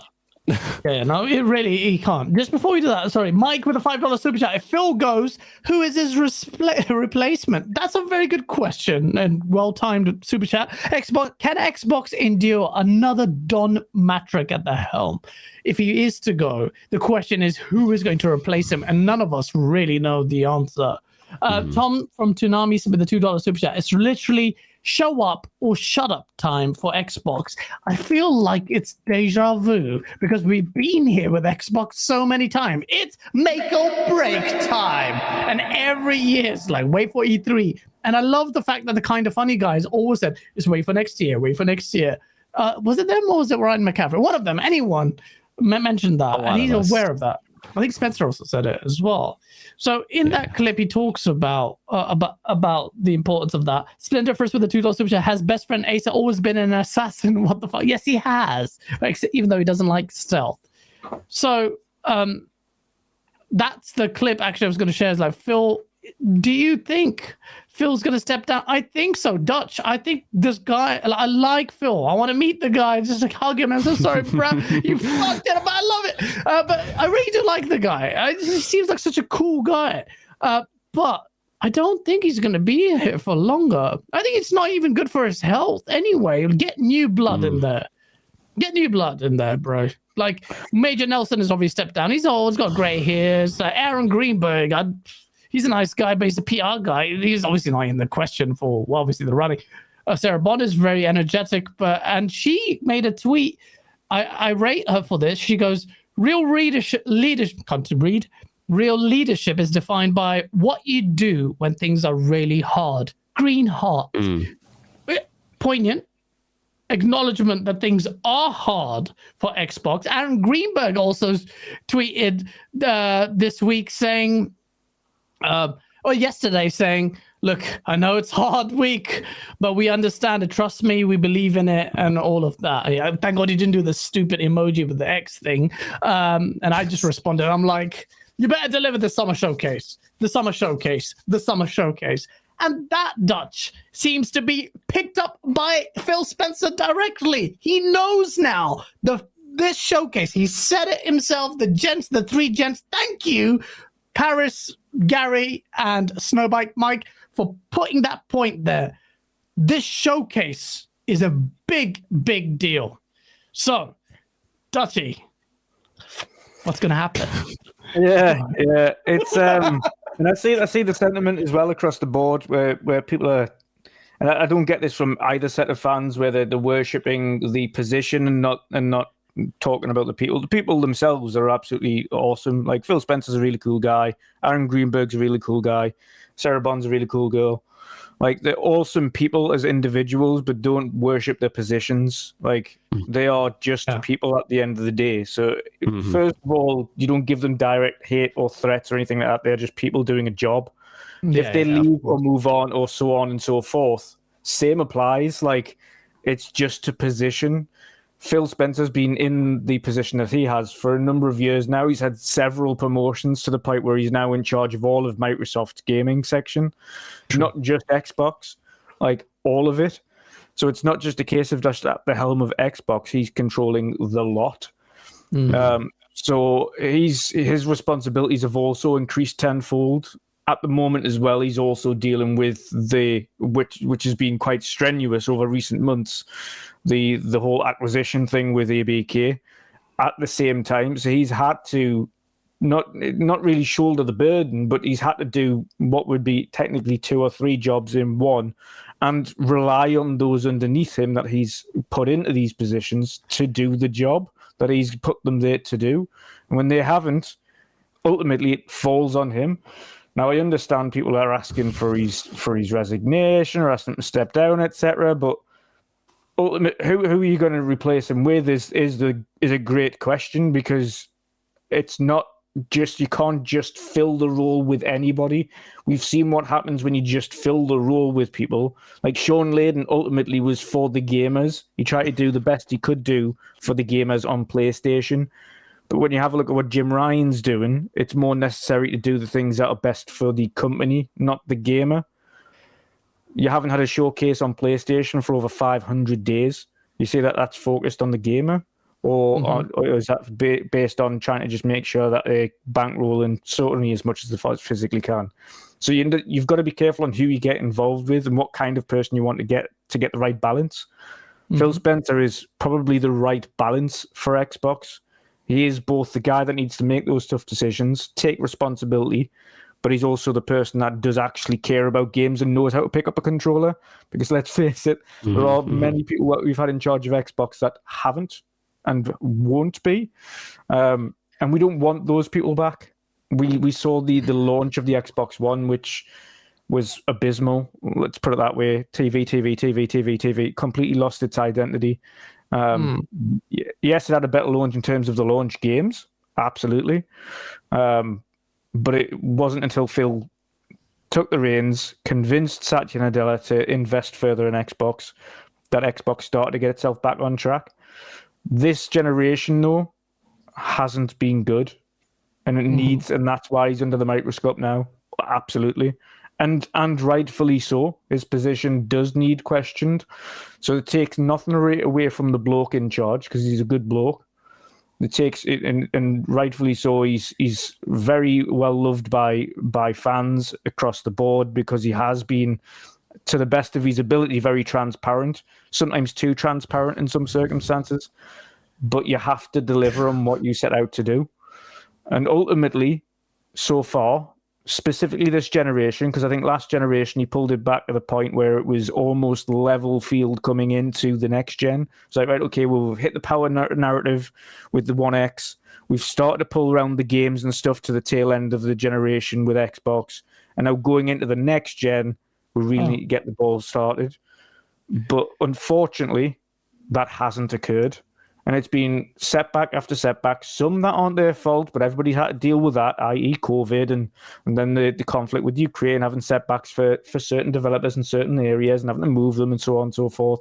However, when you actually look at the bottom line and what Xbox have produced this generation, it hasn't been good enough. And rightfully, Phil is going to be taking the heat for that. It's under his tenure. So ultimately needs to. There is no blood loss. There is no hard feelings against it. It's just business. It is business. He has to hit his targets, and that shows on the bottom line now, because you've had Halo Infinite, which is one of the biggest IPs that they had. It launched and it's had tens of millions of players, but did it achieve what it set out to do originally? And the answer is no, because as a games as a service games, it did not produce content. And in terms of longevity, has faded by the wayside, and it has not produced something that is financially profitable in the long run, especially considering the outlay for the game. Then you have a look at the only other AAA game that's released outside of that for next generation, which is Redfall. And that is also just a complete disaster. It's a disaster. And then you had an entire year with no games. You had nothing. And then people are saying, yeah, but Game Pass. Yeah, but that's not first-party studios. He can control what he can control, and that is his first party, of which 23 studios and over 40 projects. You've had 2 games. Minecraft Legends is there, but that's not AAA experience. I mean, I like the fact that he sorry, just to cut you off there. You know, we talk about Metacritic. He mentions the review scores. He's basically saying Metacritic, because yeah, Minecraft Legend had quite a lot of players. It was best played in lots of numbers in Japan, but it critically didn't score well. He's talking about aggregate reviews there generally. It's important. Shuei Yoshida does it. Microsoft look at it as well. Microsoft and Phil Spencer congratulates all the time, like Sony's first party exclusives doing well. One day you will do it to your own studio. Well, you've done it, but I'm just being a dick about that. But But ultimately, going forward for them, the showcase, and people can say it, but we've said it in private chats, said it in my podcast DMs. It is a make or break moment, I think, for both Xbox and Phil, this showcase, because it's not just a case of, and he made, again, I think it was further on in that little slice of conversation, he mentioned, I can now see the gamer quarter that I originally promised. Like now the timescales are falling into place, and what we can see internally now, that is going to be the case going forward, one per quarter. That's very important there, Dutch. So people, I'm really sorry. This is my fault. I should have timestamped Kind of Funny's things and sent it to Asa beforehand. But that point, the segment that Dutch is talking about is very important because Phil Spencer says, look, I can see it. And he mentions Hellblade. He mentions Starfield. He mentions inadvertently. I mean, I haven't mentioned Hellblade, but he keeps mentioning it as this year. Even though they haven't mentioned that previously, they've put it in Game Pass trailers and everything for this year. So looks like it might be this year, it might be early next year. Hellblade. I think it's going to be but this. he can see it. But it could be. They can see it ultimately. That's what this showcase needs to be now. And he mentioned that numerous things on Paris's list that you read out will be at the showcase. But the problem he's got now is there was nitpicks from the fans as well, and I think he's also noted that the 12-month window didn't work, and I fully believe that they need a kind of good mix between that. If they're going to do it again, it can't be June to June. It's going to have to be, okay, well, this is the games coming out by the end of 24. Like, between now and the end of 24, this is the games that are coming out, and here's a sprinkling of what's happening in the future. Not like in the next 12 months. That's ultimately very restrictive, and also... It also means that behind the little caveat that we get on there, they say, "Oh yeah, but it could move." But ultimately, they always set themselves up to fail, and that's Xbox's main problem. Is they always say something like the 60 frames thing. Everything will be 60 frames. Why did you have to say that? You've just set yourself up to fail. Don't guarantee something unless you can. It will absolutely be true 100% of the time. Yeah, don't say 60 frames is the base, and then you come out and the first 3 games are like 30 frames. What's the point? There's a lot to jump in on this, but there's like it's because there's a. So here's something I saw in the chat during this whole thing, which is like here's my question I propose. Okay, like this is what I want to ask, like you guys in the chat, and I think I know the answer. A lot of people are saying like this situation has really come up from Redfall, and there's things behind it. I'm sure it's like Redfall was like the for some reason the thing that's like, it wasn't because of Redfall, it was the last straw kind of a thing. So what made Redfall that last straw? That's my kind of question. Is it because folks might have deemed it as AAA? Is it because it reviewed so poorly instead of just it being okay, it was like actually bad? Like what might have been that question? Go for it. I want to play with this in a few ways. So there's one thing that Phil did say in that interview, which is very, very true, was that only a few months ago, Xbox fans were on Cloud9 having a great time. They did their developer direct. They showed those 4 or 5 games and they shadow dropped Hi-Fi Rush, and everybody was celebratory for a little while. Come the summer showcase thing that's coming up in June, same thing will happen again. So for one thing, people are really, really fickle. Like, it is up and down. In terms of Redfall being the straw that broke the camel's back, it seems fairly unlikely. Xbox do have an ongoing, long-running problem with the way that they've been delivering or not delivering AAA games, and we've all acknowledged it, and we've all seen it over a lot of years. And it is like, it does feel like it's finally catching up within the Xbox community. They're finally wanting to hold Phil accountable for that, but really he's been accountable for it for like 9 years. And yes, it takes time to make changes and do things and build studios, but 9 years is a long time that it's been in charge. In terms of it being like the straw that broke the camel's back, though, I think at some point you have to acknowledge that we look at like things like Twitter, but these are very small pockets and very small echo chambers. None of this is hitting the broader Xbox community. None of this is like that significant, really. It is all over dramatized a bit. Yes. Certain people are having massive meltdowns, but this, like, Redfall's not the end of the world. In a couple of months, it'll be forgotten. Like, for better or worse, it'll be forgotten. We'll be looking at June, and maybe the Xbox fans will have a great time. Maybe they'll find out that, yes, Hellblade is going to launch this year. Yes, next year looks fucking awesome, and all the rest of it. And suddenly, like, Phil will be the hero again, if he wants to be, which I'm not sure he does. But No, you hit the nail on the head there, Asa. I had a phone call with Rand. Shout out to Randall Thor 19, man with a million. And I was just saying, look, this is how I reckon, and I'm quite confident there is a chance of this panning out. You hit the nail on the head there. Gamers are pretty fickle. I am grateful as an Xbox fan that whatever happened to Redfall as opposed to Starfield. Yes. Because that, fuck, Redfall's a new IP, whatever, Arcane's is whatever. Even look, when we were talking about, we were saying the highest meta it will get is 84. I was saying the highest around then, and I said that would be a good meta for a game like this. Whereas with the Starfield, I'm saying 90 plus meta is a good meta for that. Okay, it was 88 plus, but I want it to be 90 plus.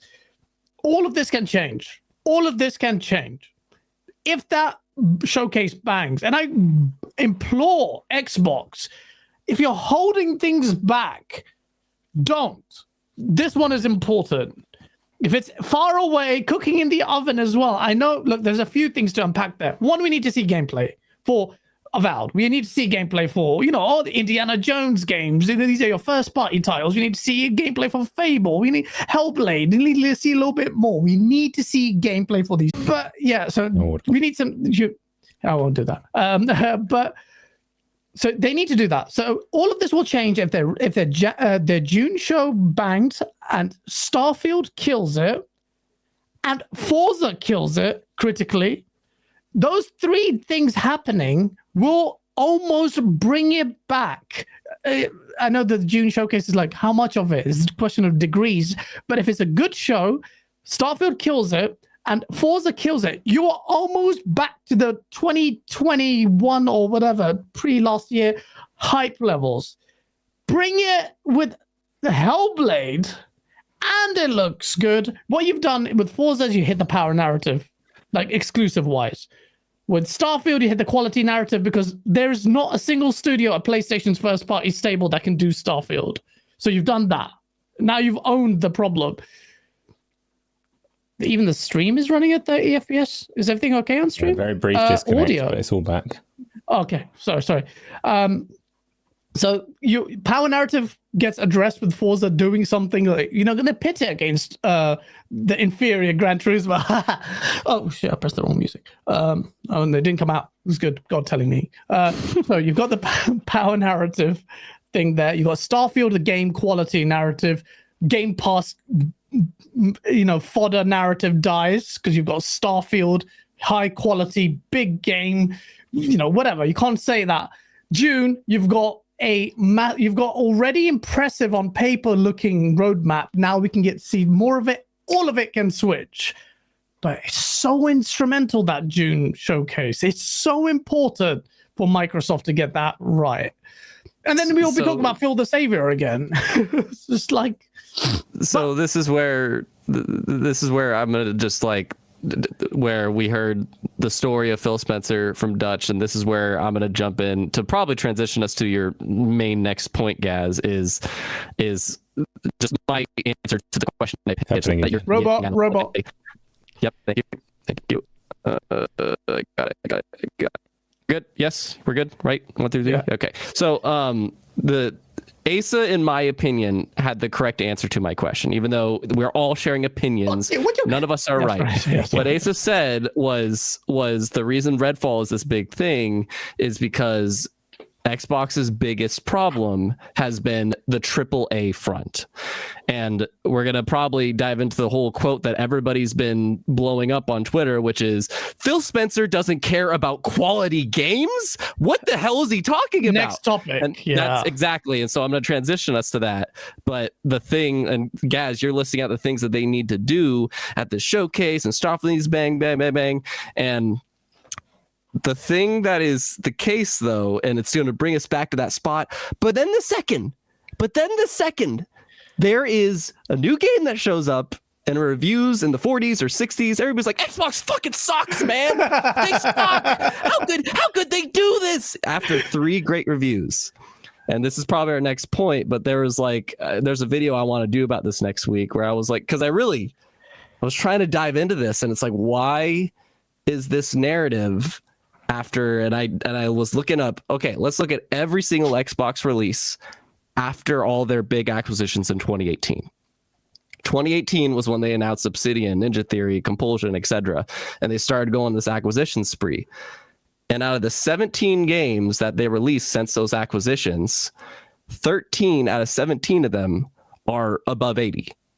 13 out of 17 of them are above 80. There's 3 of them that are okay and pass, like just pass on it. It's not worth your time. And there's only 1 that is bad, and that's Redfall. There's only 1 that is bad. There's 3 that are okay. There's around, I forget how many that are good, and then there's like 4 or 5 that are fantastic. So with that narrative, but the problem is that they don't have a big, huge, like their AAA stuff is what people are so lacking.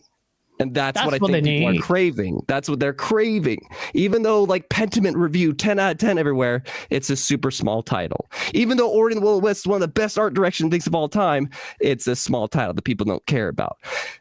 But the second, either.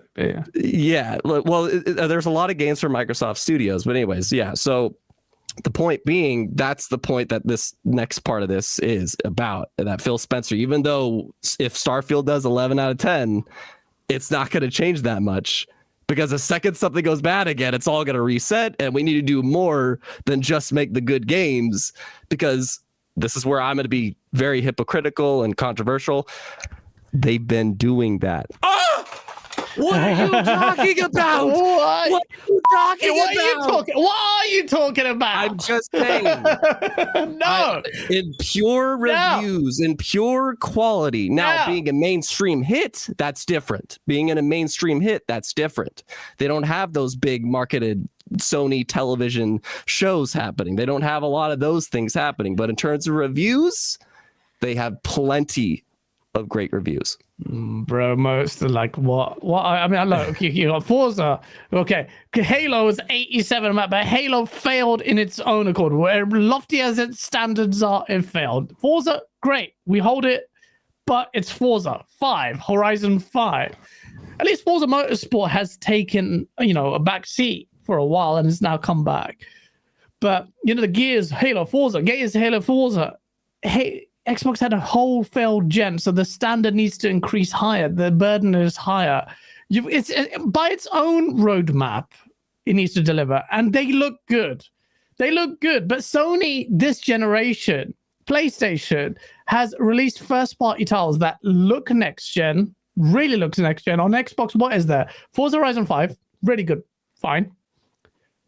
Microsoft Flight Sim, literally 99% of people in chat not playing that, haven't played more than an hour. Let's be real.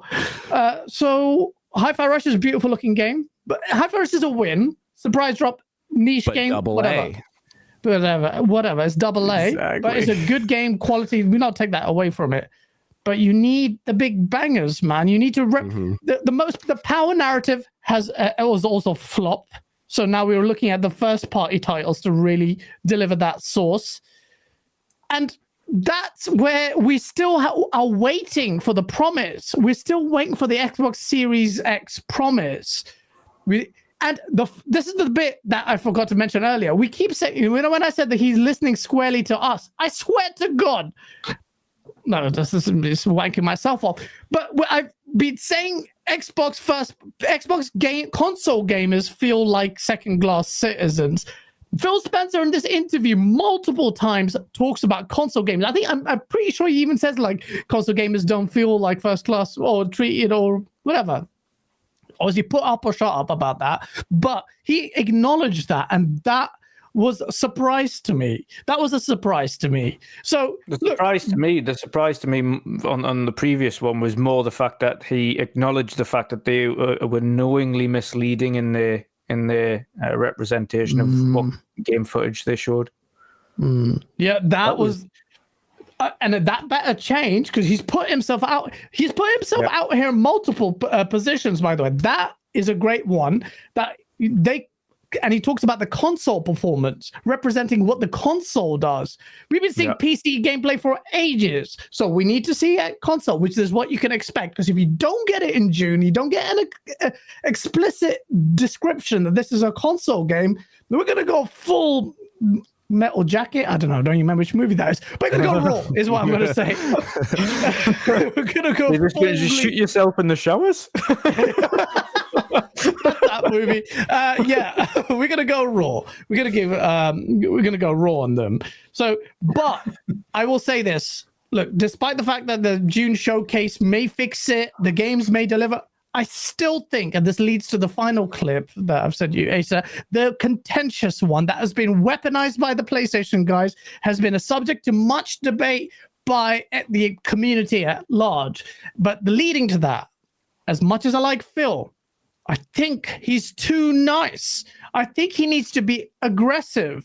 And the aggression is what I don't see. I don't see the aggression. What does aggression mean? You're in a market where PlayStation takes the piss. Asa, last week we talked about it. You said you like the way Phil does it pro-consumer. He's not doing all of these things, but we're in an industry where like the market leader is doing those things. How will it benefit the brand?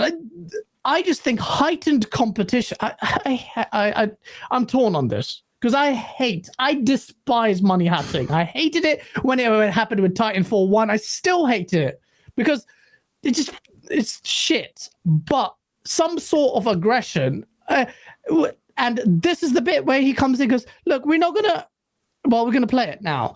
But this is the bit where he said, look, well, let's play the clip so I don't paraphrase. I'm sorry, Asa. I feel like I'm giving commands, but I don't want to feel like that. Okay. Shout out to 800 people. Let's go. Fully committed to that.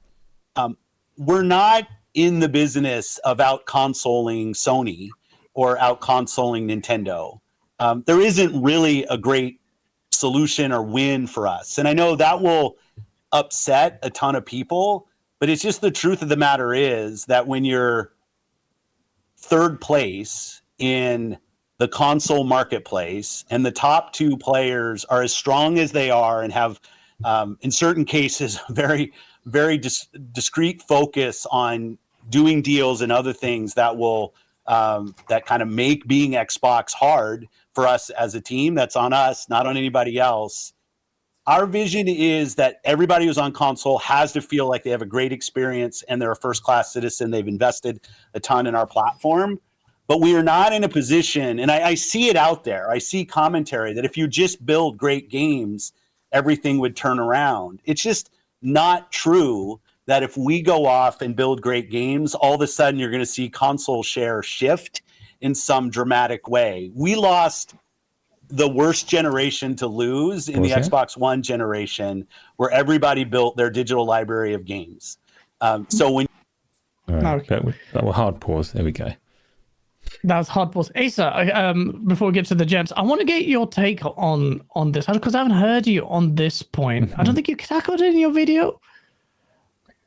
No, I didn't go into the blow by blow of it on the video. It was more about like the theme. This one, I've seen multiple creative interpretations of what he was saying, and I think you kind of need to because you do need to though, because what he said there, if you take it in literal terms, making great games isn't going to shift market share in a dramatic way. If you take that at face value, it's like, what are you talking about? Of course it will. Of course it will shift. It will shift your market share. It's not to say that it's going to put you ahead of Sony and Nintendo, but you don't need people to sell PlayStations and Nintendos to increase your market share. If you make great games, more people are going to buy Xboxes, your market share goes up. And I know, and we all know, Phil Spencer understands what market share is, and he knows what a pie chart looks like. So it's like, this is a weird answer, and I don't know if he's just like slightly misspoken because it's a real-time answer. He's answered on the spot. He's considered what he wants to say, and he said it, and he's just slightly garbled the words. But so this was a cause of, you saw in our WhatsApp chat with arguments with Fonz, me, you, Cole, Zorka, and all of us. And I'm like, that's a bullshit answer. You should never say that in an interview anyway. But Fonz, we said replay the clip, and he talks about changing it in the console market immediately, console sales immediately. If his intention is to talk about the immediacy of thing and everything shifting, fine. But to me, it's such a dumb statement to make, because exclusives and games is the primary way you shift the market share in your favor. So it just seems such a blunder to blurt that out there to me. If you can add in the wording and all of that, fine. If you tear it down expressly, okay, I'll take that on board. But was the spirit of what he's saying, the intent of it, was it that is shifting? Why would you even make that statement? Slightly frame it for, I'm going to pass this over to the guests, but just to slightly reframe. So he's saying that games aren't going to dramatically shift market share. The last time Xbox saw a dramatic shift in market share in their favor was the Xbox 360, and they achieved that very much with games, with Mass Effect, with BioShock, with Halo, with these boom, boom, boom, game. And Phil alludes there to this generation being BioShock timed exclusive. Exactly, loads of stuff going on there, and it was games that brought people over to Xbox 360. It works. Games work. We know they work. They know they work. But Phil alludes to the whole it being much harder now because of the way that people have their digital libraries and all the rest of it. Which I give a partial agree on that and a partial disagree. But what do you think of that, Dutch? Is it so much harder now to win market share because people own lots of PlayStation 4 games? I think it's not so much win market share, but I kind of semi-agree and semi-disagree with what Phil's saying there. I do think the wording is open to interpretation, but the way I took it was more along the lines of it's not going to make a dramatic effect to the market share. Yes, they would gain market share if they'd made great games consistently, but I also that's where I kind of go to where Kajibi was saying as well, in the fact that that is the main issue, is the consistency. If they make one great game and then the next one's a miss, and then the next one's a miss, or if they do one great thing and then they do negatively again, then it's this seesaw that Xbox has been riding for so long, where they can't just, when PlayStation releases games, 9 times out of 10 they are always up here. And they're consistently up here, and consistency is the key word that I use here, because PlayStation are consistency in the level that they release at. They very rarely do you get games from a first-party perspective from Sony that aren't consistently great or above. Now, naturally, whether or not you enjoy them is a different thing entirely, but I didn't particularly like Aloy or Horizon Forbidden West. Does that mean it's not a really great game? No, because it is a fantastic game. It's a technical showpiece. It is graphically outstanding. Same with God of War. A lot of people didn't like Ragnarok, but it was one of my game. It's still my game of the year for last year. Absolutely loved it. And so on and so forth. The list is endless. Microsoft does not have a list of consistency. So when he says it's not going to make a dramatic effect, or at least it's not going to make an effect on the market share if we release great games, I think it's we haven't done it. It's half true. It's half true. I think do it. Then the issue they have is first of all, they need to tackle the issue of consistency. I think they can release great games. They just need to do it on a consistent basis, not one great, one terrible, one great, one terrible, one great one. They need to get this where every one of their studios has got to a level of quality that cannot be undermined. And that's what PlayStation have now. They've got to the point where their first-party output is of a quality where when something comes out, it's going to be quality. And I don't mean the terrible port of Last of Us on PC. I mean, on PlayStation specifically, their games are of quality. This is an issue that Xbox have. You can't guarantee that from one game to the next. Sub question for you, Dutch, just on that really briefly, because one of the things that Phil says in that interview that I think a lot of people would agree with, but there's merit to both perspectives, is he says at some point that you're going to get games that are rated 60 and you're going to get games that are rated 80, and if you're in this game as a creative, like a creative individual, creative team, then you have to accept that, because that's just part of what risk taking is.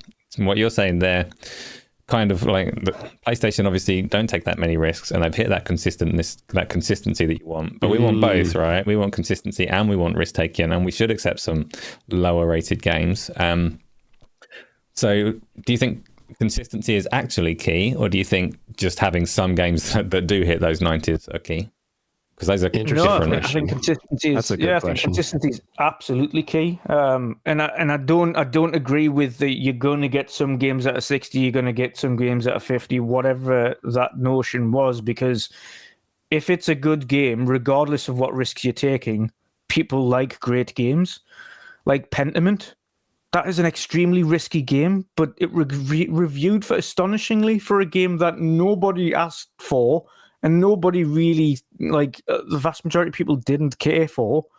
Look at these review scores. It was like 80s. Like, no one thought that was going to happen with Pentiment. We all saw it. We joked about it when it was announced. And then it reviewed extremely well. So that's one thing I absolutely push back at, because you can be unbelievably creative and create something astonishingly creative. But if the game is ultimately good, regardless of how creative you are, how wild the idea is, it's going to review well. And same applies for big AAA ones as well. Like, you can think it's ultimately amazing, but then you release it and it's laden with bugs and has no direction and stuff like that. And it could have been the most safe thing ever. Like, Redfall should have been the most safe game ever. It was ultimately a big open world looter shooter, and it's just fell on its arse. So no, there is a level of consistency that you should strive to achieve regardless of what risks you're taking. You shouldn't just assume, we're going to get games that are terrible and we're going to get... You shouldn't. It's a bit like Jim Ryan's statement on the 10 gas games. I understand more because of gas by its nature is very volatile in terms of its engagement. You can find a quirk that really resonates with people. But I think I agree with you that consistency has to have a consistent quality mark as well. Yes, take risks, but you have to hit that. Redfall flies in the face of the quality bar in so many different levels. It is an abject failure. It is the worst Xbox should have its first party stable release of that scale, of the kind of funding. We would call it AAA, right? Yeah, we'd call it AAA. Yeah, it's absolutely AAA. That's absolutely a AAA budget game. Is going to be chunky. It's budget and people working, and the amount of people working on that in that studio and on that game absolutely warranted being classed within the AAA category. But no, from a core understanding there, I don't agree with the sentiment from Phil Spencer that you're gonna get loads of games that are going to be 60 and loads of games that are going to be. It shouldn't be all over the shop. It shouldn't be. Ultimately, if you release great games on a consistent basis, then your market share will shift. However, I also agree that it's not going to make a detrimental impact against the mammoth that is Sony and Nintendo, because they are household. And again, these are also Sony. You've got to think, we're attempting to put Nintendo out of business for a period. They also successfully put Sega out of business entirely. Like, these are companies that have fought tooth and nail for over 30 years now. And Xbox, being in its 20th year, as of last year, was it year before? Time flies. They went through that phase in its infancy as well, where they were hyper-aggressive, as you mentioned there, with the Xbox One hyper-aggressive, with the Xbox 360 hyper-aggressive. Xbox One was an absolute abject failure at the start, and they had to pull it round again at the end. But PlayStation 3 did that abject failure in the start of its generation.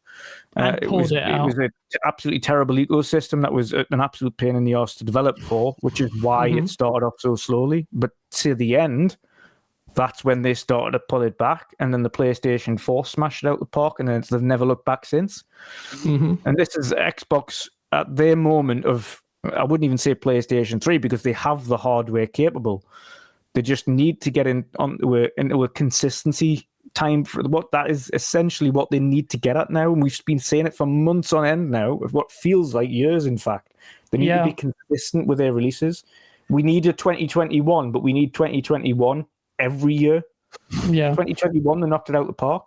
You need to do that every year, though. That's what Sony do consistently. And if you want to do it better than Sony, you have to do it better. If you want to shift it, you've got the resources, you've got more studios. All Xbox fans, you guys there's a double standard with Xbox fans. If you believe in Xbox, you've been, in the console war space, you believe the quality bar, you have your list wars, you always propagate them. So then why are you settling for mediocrity and making excuses? But your list wars are great, or it shits on PlayStation's timelines, it shits on that. But when it doesn't deliver, you're like, oh, it goes back, and it's then lukewarm. Oh no, you're too harsh on your expectations, media bias, this and that. No, your standard expectation should match your bark. Your bite should match your bark. You expect high. You say Xbox is better than PlayStation, then it needs to bang as hard as you're saying it should. And this is what pisses me off, that from the Xbox camp, they routinely make excuses. And this is what Xbox, forget the fanboy element of it, in terms of performance for the console, in terms of Phil Spencer not doing an apology tour. What needs to happen is exactly what Dutch is saying, that consistent quality, should smash it out. This is Microsoft. We shouldn't have to be making excuses on their behalf.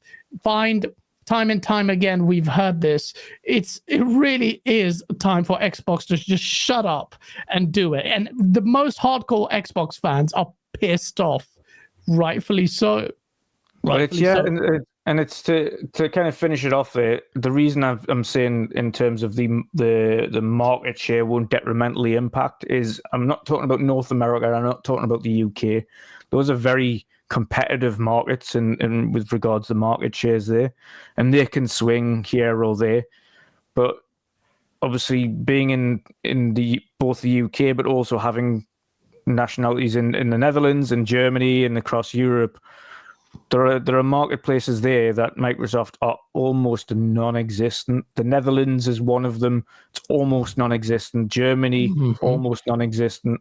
Like, there's markets there that they could absolutely win over, but they have absolutely zero interest in listening to it because PlayStation is absolutely just, it's already nailed on in those territories. That's an issue for Microsoft that they can't really overcome no matter what games they release, because they don't care. They don't care to think about what Xbox is or where it's come from. And that's just the sentiment from people that live there. Like, they're just like, what is an Xbox? I don't really care. Like, it's PlayStation or nothing. And this is, unfortunately, that's just part and parcel of it. And this is something that Microsoft can't overcome. And this is, when you're coming at it from a US perspective, and you look at the kind of his say when he's saying we can't detrimentally impact the market share. Like, when he's talking about Japan as well, it's like, yeah, we're doing good things, but ultimately, like, we're never going to win that market over. Like, I never want to hear those words from Phil Spencer, even if it's, sorry, KBG, I was just about to reach out to you. Sorry, bro. Yeah, but ultimately, and he'll obviously, KBG will understand this as well, being a huge Nintendo fan on that front. But you're never going to win that Japanese market. You're never going to win that Japanese market. Correct. And it's the same in certain European territories. It's just not going to happen. Unfortunately, PlayStation's just ingrained into it. You'd have to be something. I don't care. Go hard. I don't want to hear that. Just do it. Just I know try you don't want to hear it. Just try it. That's what I'm saying, though. You still need to have the consistency, and you still need to put out great games regardless. But I understand the premise that he's coming out with, although he shouldn't have said it, or maybe he should have said it better, that regardless how many great games they do, on the grand scheme of things, it's not going to detrimentally affect that console market share. Yeah, but she shouldn't have said it. Sorry, KPG. We are you a bit. I apologize. We've been going swimming the source. There's a lot to unpack there. No, it's all good. Am I a robot? No, you're not. You're not. All right.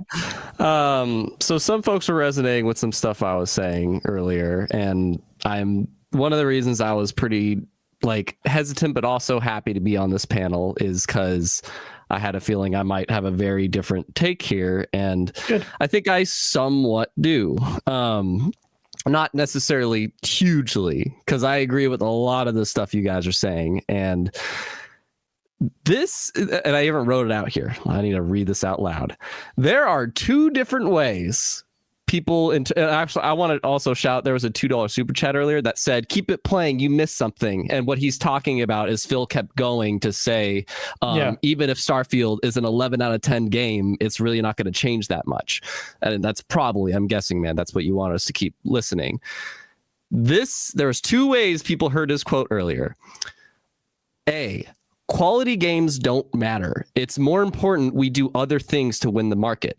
Or B, quality games alone are not enough to shift the market. We have to do more than that. I am in the B camp.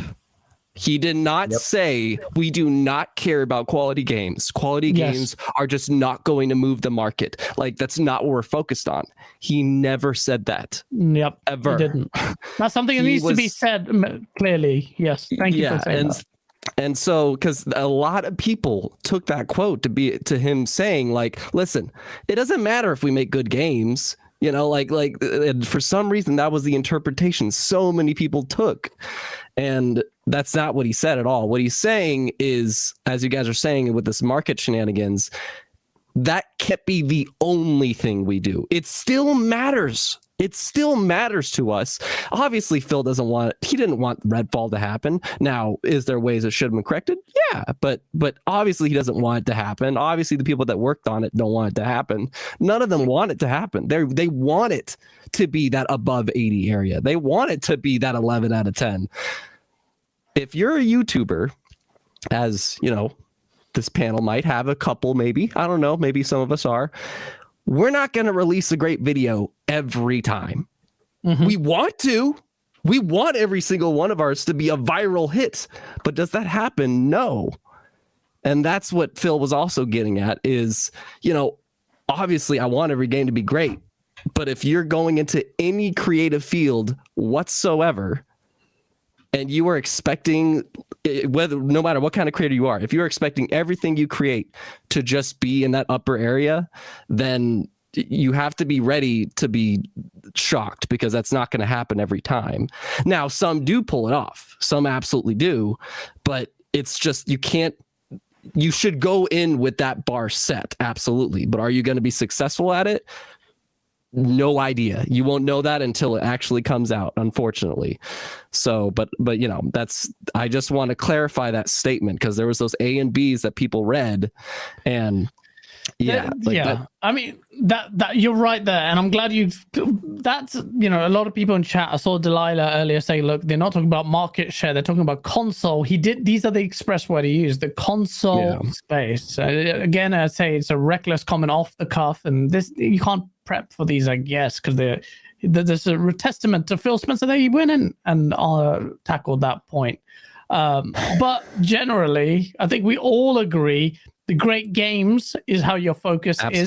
Phil Spencer also does admit that the whole thing is about games. Whole thing is about a first-party game failing. Whole thing is about the showcase. Whole thing is about Starfield. Phil Spencer's talking about it. Obviously, the PlayStation guys will weaponize that hard, and that's fine. But we need to cut the fluff and get to the bottom of it. Does that give us less or more confidence? And the problem is, the interpretation has suggested that it's contributed maybe perhaps to the lessening of confidence in Phil Spencer. Would you agree with that, Phil? Phil, Asa, would you agree with that? I was a little bit distracted. I think it is. It's an important point that he was very specifically talking console market space, and it's a very known fact. Some people seem to think they're visionaries for realizing that Xbox are focused outside of the console space as well. Yes, we know this, of course. Like Xbox's strategy is bigger and different to Sony and Nintendo's, which is more so what Phil was trying to allude to there. I don't know, it came off the back of the interview being as negative as it was. It was at the tail end of a very negative interview, and it just sounded like great games are hopeless, we can't win in this space. And you could take it to mean many different things, but like you say, we all agree, give us the great games now, I'm just glad. I had there was one of my friends I was talking with. He was like, man, that was the worst interview Phil has ever done. And I'm like, I totally that is going to be the perspective for me. It might have been my all-time favorite because this was the most, to me, we're all going to feel different.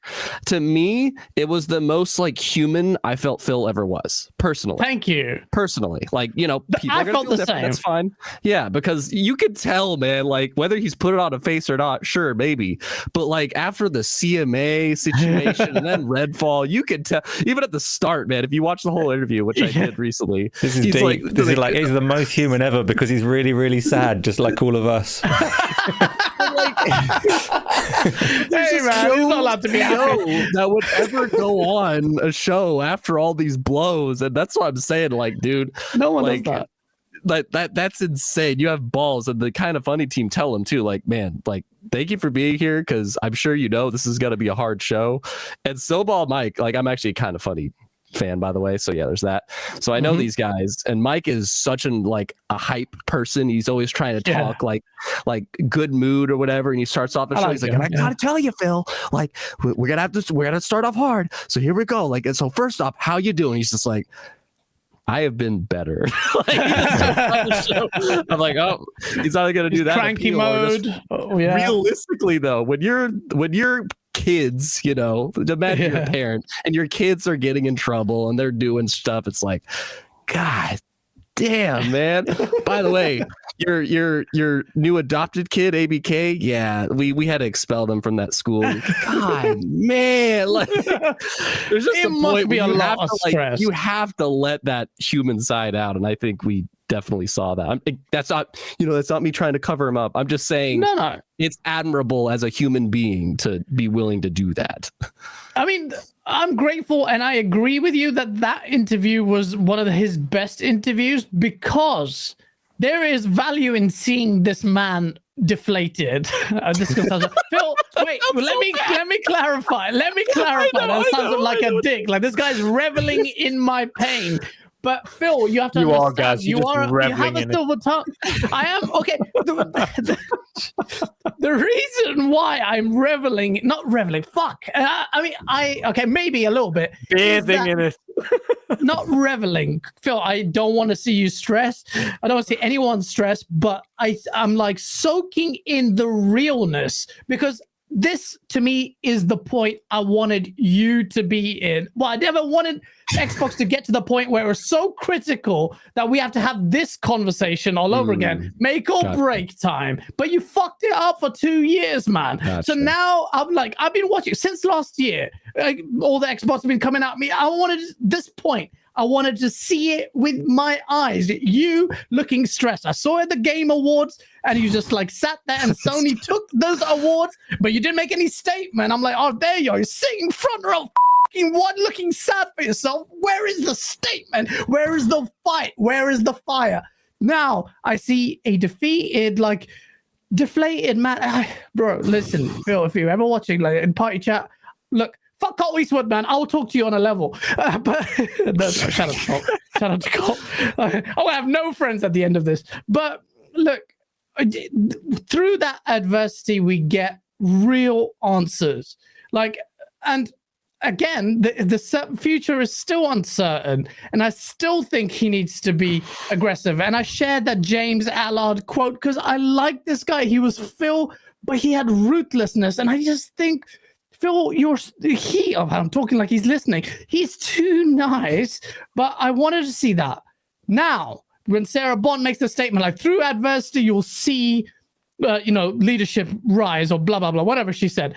He then put himself in the position we will show Xbox game first-class citizens. So that's what the quote I wrote down there. So he expressly said, everyone on console is a first-class citizen. I swear he took that from everyone in the podcast space. I was like, kept saying, you treat us like second-class citizens with PC this, mobile bullshit, cloud. Fuck that. Console first.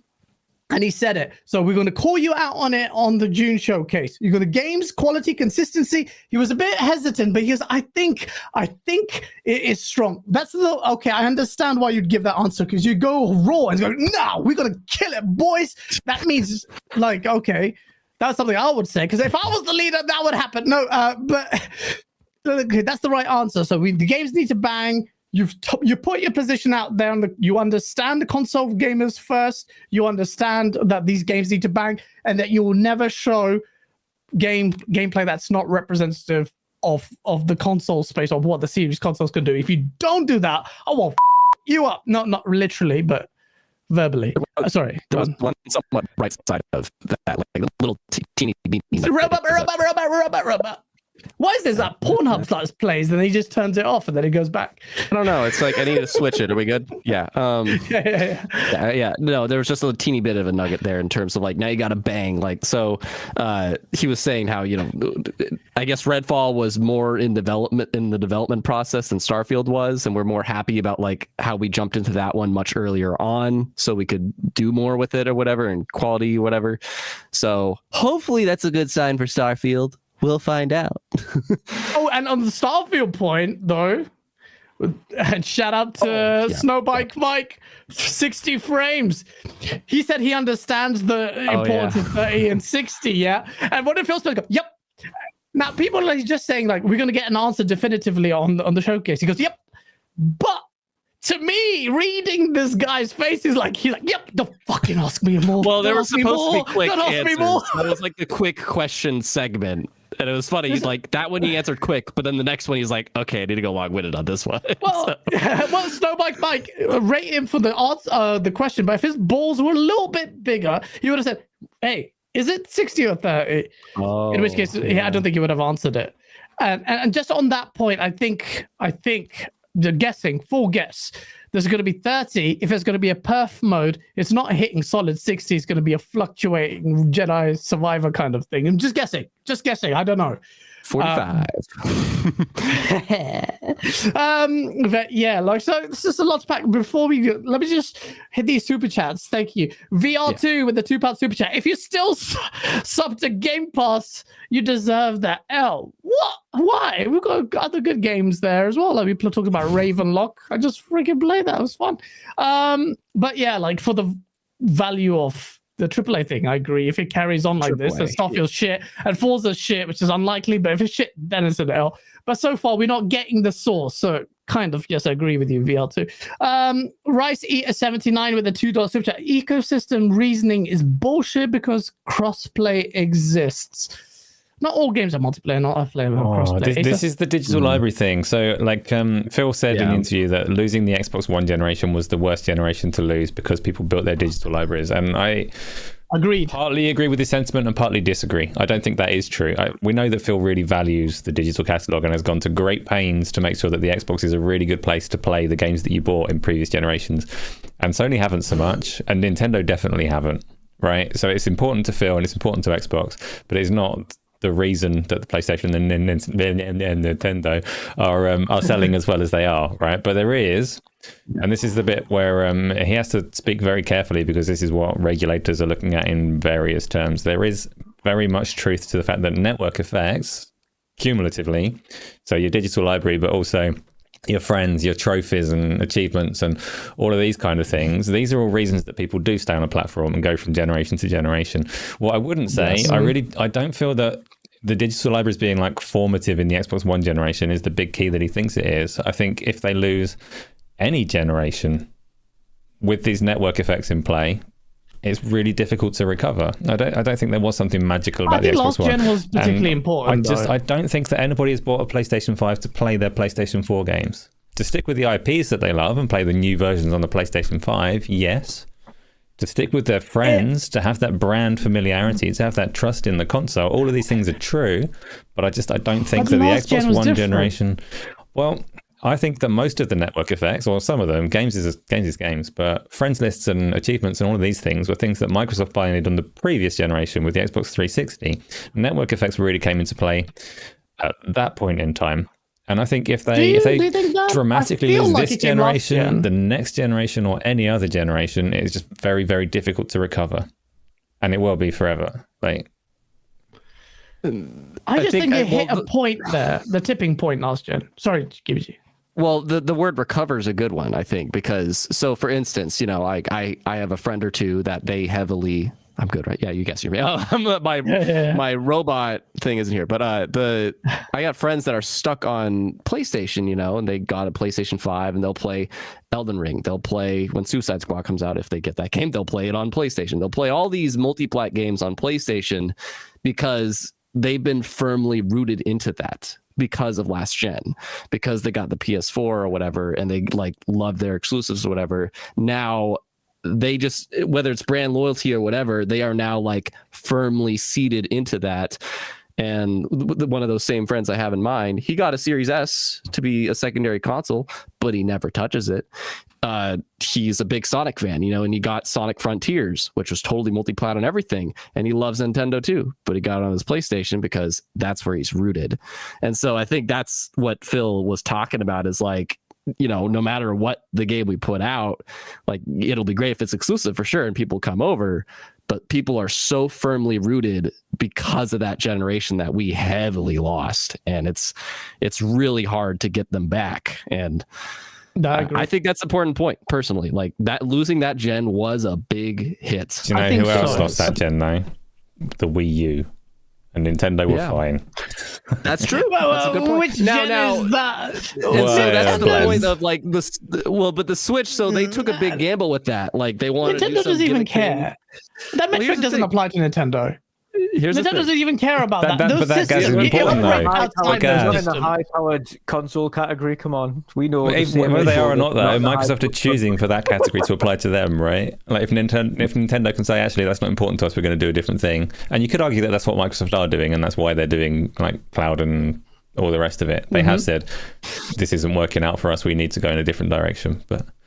That's that other part that they were talking about. I don't agree with them with the Nintendo being lumped into that. Nintendo doesn't even fucking barely have an ecosystem. Let's be real. Here's what happened though. The second they did the Wii, exploded. Like that was the first console that was the first console to compete with the PS2, and they did. And then you know why? Because that was a really weird ass console. Like who the hell else is doing this weird motion capture thing? And then the Wii U failed, whatever, blah blah blah. But then they thought of the Switch. Oh, it's like a PS Vita, but this is actually our main system that we're gonna make things for. They thought of these ideas to like be innovative, I guess. We're not going to up the graphics. We're going to think of some gimmick, and that's kind of that's what Phil's going at. Like, let's do cloud, let's do Game Pass, let's do this stuff. Yeah, that's true. Yeah, different generation too. Yeah, it's like two generations are straddling. I don't think Nintendo even know which generation that thing is in. It's a different ball game for Nintendo. Yeah, Chronic and chat. Wii Sports was awesome. I do agree with thing, but Asa, we've talked about the disruptor, Game Pass. That has to be so strong in order to disrupt everything because of that invested, whatever you called it, you know. What do you call it? Building up that base. There was a term for it. Well, network whatever. Effect, you know what I'm talking about. Network effect. Thank you.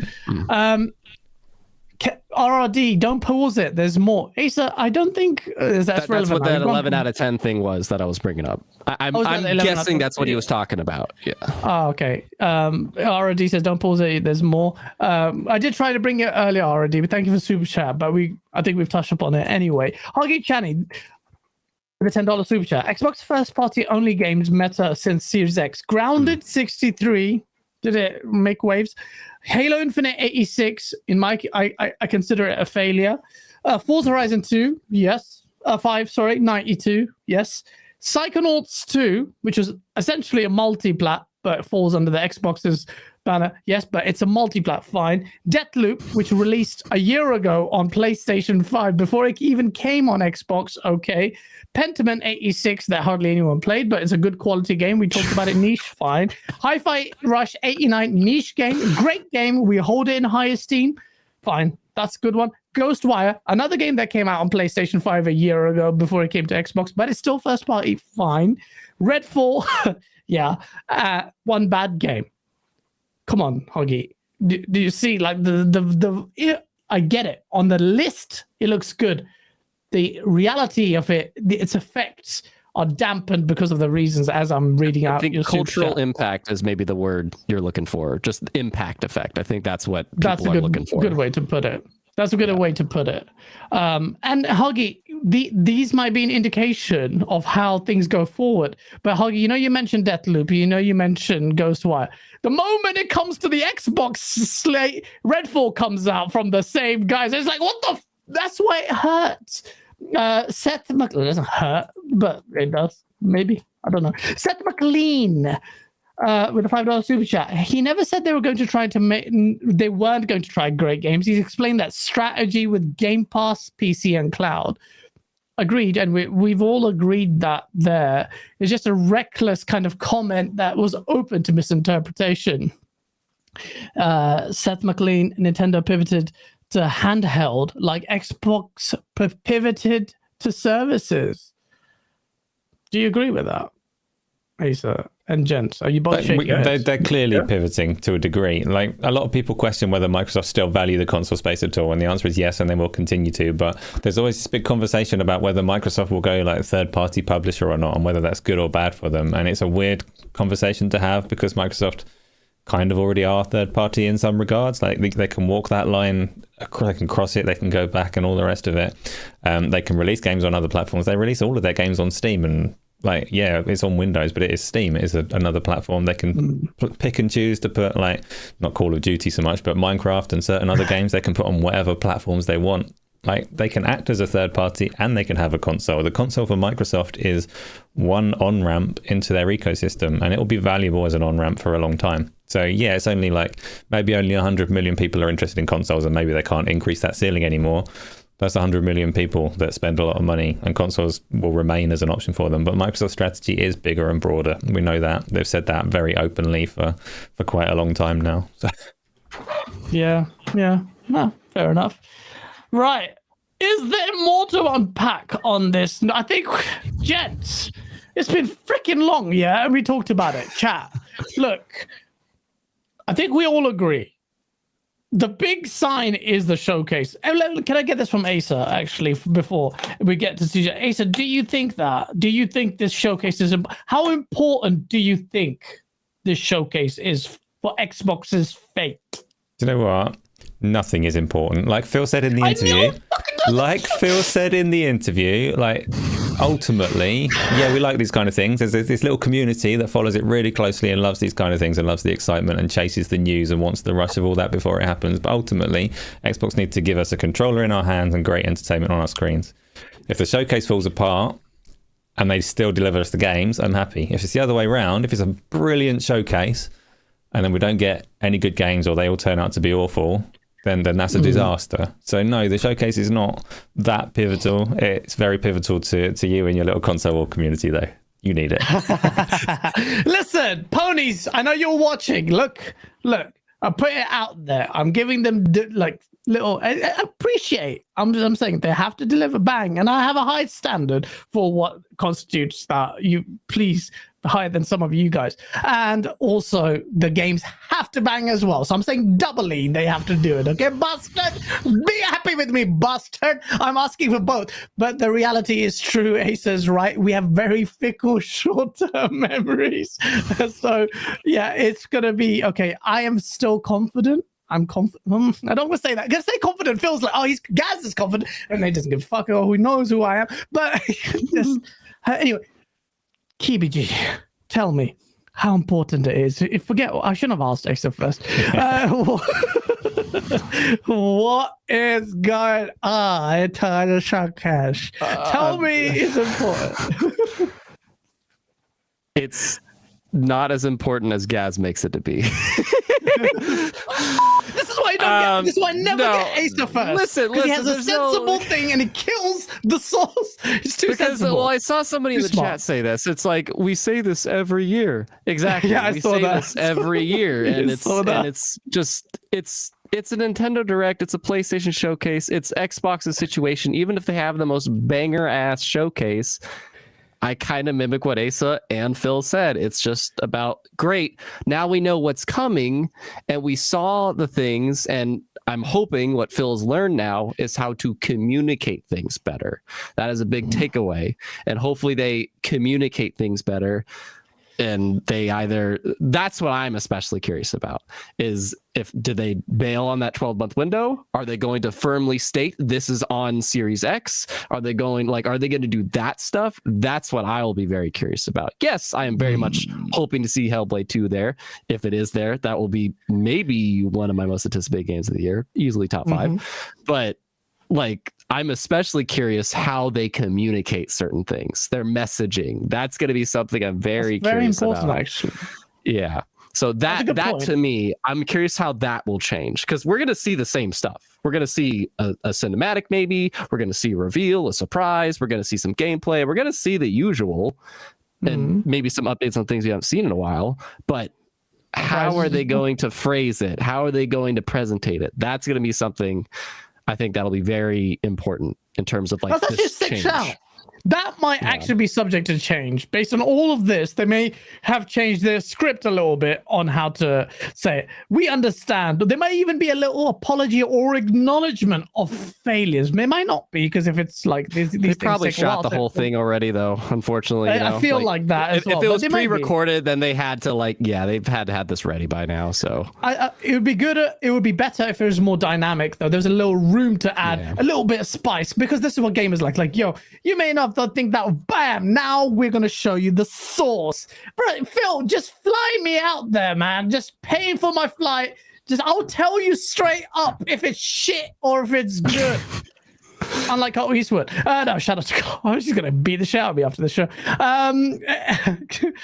Dutch, talk to me, Habibi. Bastard, what are you thinking, huh? Bastard, they're gonna deliver it, bastard. You. Tell me, bastard. Tell me, bastard. No, it's for me, the thing that Xbox need to do is more long-winded. I've been saying this for a while, though. It's consistency. They need to be consistent on a number of fronts first. Yes, the showcase has its importance. It needs to show a lot of gameplay. A lot of gameplay now needs to be refined to ensure that the gameplay shown is either detailed as being on PC, if it is on PC for transparency purposes, or showing on Xbox. Now, it's not a case of it has to be shown on Xbox to know what the game looks like, because they might want to show it off in its best possible light. And then if that is on PC, at least say this is recorded on PC. Yes. The transparency is key. But if they show it on Xbox, make sure it is detailed that it is shown on Xbox. We had the same issue with Forza Motorsport, the new one, where people were like, oh, that was PC, or is it Xbox? And they were like, oh, no, it was Xbox, and that's real-time ray tracing on Xbox. But is it on Xbox, or is that PC? Detailed, it wasn't there in kind of plain day writing. So there's certain things in the showcase that are important, and I think the messaging and the way the showcase is put out is the important side of things. They need release dates. They need to show gameplay. The gameplay that is showed needs to be clearly stated as to what platform that's being showed or recorded on. And of course, ultimately, then, like I say, the long form for me to be successful or to be a success is to start hitting that consistent metric. Having games released on a consistent basis and cadence, so that once per quarter as originally promised, and as he stated there in that interview, he has now physical sight of that one per quarter. It is now in line with where they thought, and the things that are starting to line up are in that one per quarter. So he sees that now. So let's see it. That is a thing that we're going to have to revisit in like a year's time to see whether or not that consistency is actually started to pan out. However, again, and this is the beauty of being someone much like the rest of us on this panel that has every platform under the sun, is we have the luxury of being able to just go, turn that off, turn the PlayStation on, play something else. But we have to think specifically from those who don't have that luxury and only have one particular platform. They don't have a year to wait for that consistency to bear out. They need to bear fruits soon, not within a year to know whether or not to keep the platform in a year after that. They need to get the cadence that PlayStation do. And granted, I'm giving PlayStation heat over the last kind of several months as well, because they've literally got zero pipeline showed off. They've showed nothing. I have absolutely no idea what to expect from Sony after Spider-Man 2 this year. And yes, Factions is there. And yes, Wolverines is coming in the future, whatever that may be. But outside of that, I've got no idea. So actually, on that point, sorry, that's a good segue. Sorry to cut you off there, but I just want to talk about that. Let's talk about PlayStation a little bit. Yesterday, I got fooled by a 2020 post that PlayStation fucking laugh at me all you want. Yeah. Do you know who's a piece of shit? Destin Legary, such a piece of shit. He not only saw my tweet, he clipped it, and I deleted it in under 3 minutes, and he reposted it. It's like, hey guys, sorry, this is an L. Like, you bitch. But rated. I like that he clocked it. I was so happy about this PlayStation showcase. Yeah. Do you know why I was happy as well? I was like, finally, PlayStation has the balls to go before Microsoft. Because if you know anything about E3, they always go after. Yeah. Yes, I'm like, yo, this is strong. This is like, they feel pretty confident thinking that this was actually happening before Xbox. I bet you they'll go after or very soon after the Xbox showcase. I just think that's what the Sony do. Isn't the rumor right now that they'll go before? I thought I was hearing something about they might have a May show.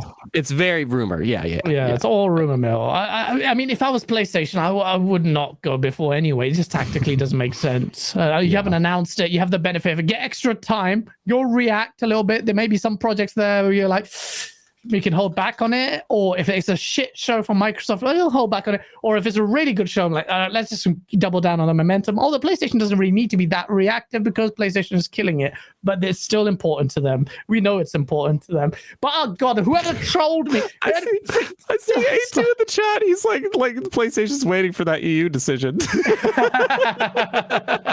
Everyone is saying that. Everyone's saying that. Yeah, Destin did get me good. Don't worry, Destin, I'm gonna get you back as well. But yeah, rated. I did say it. I put in the group, and Zorka and Mokwamo like, bro, this is 2020 post. I'm like, what? Oh shit, delete. Oh no, freaking Destin's already retweeted it. Nope, too late.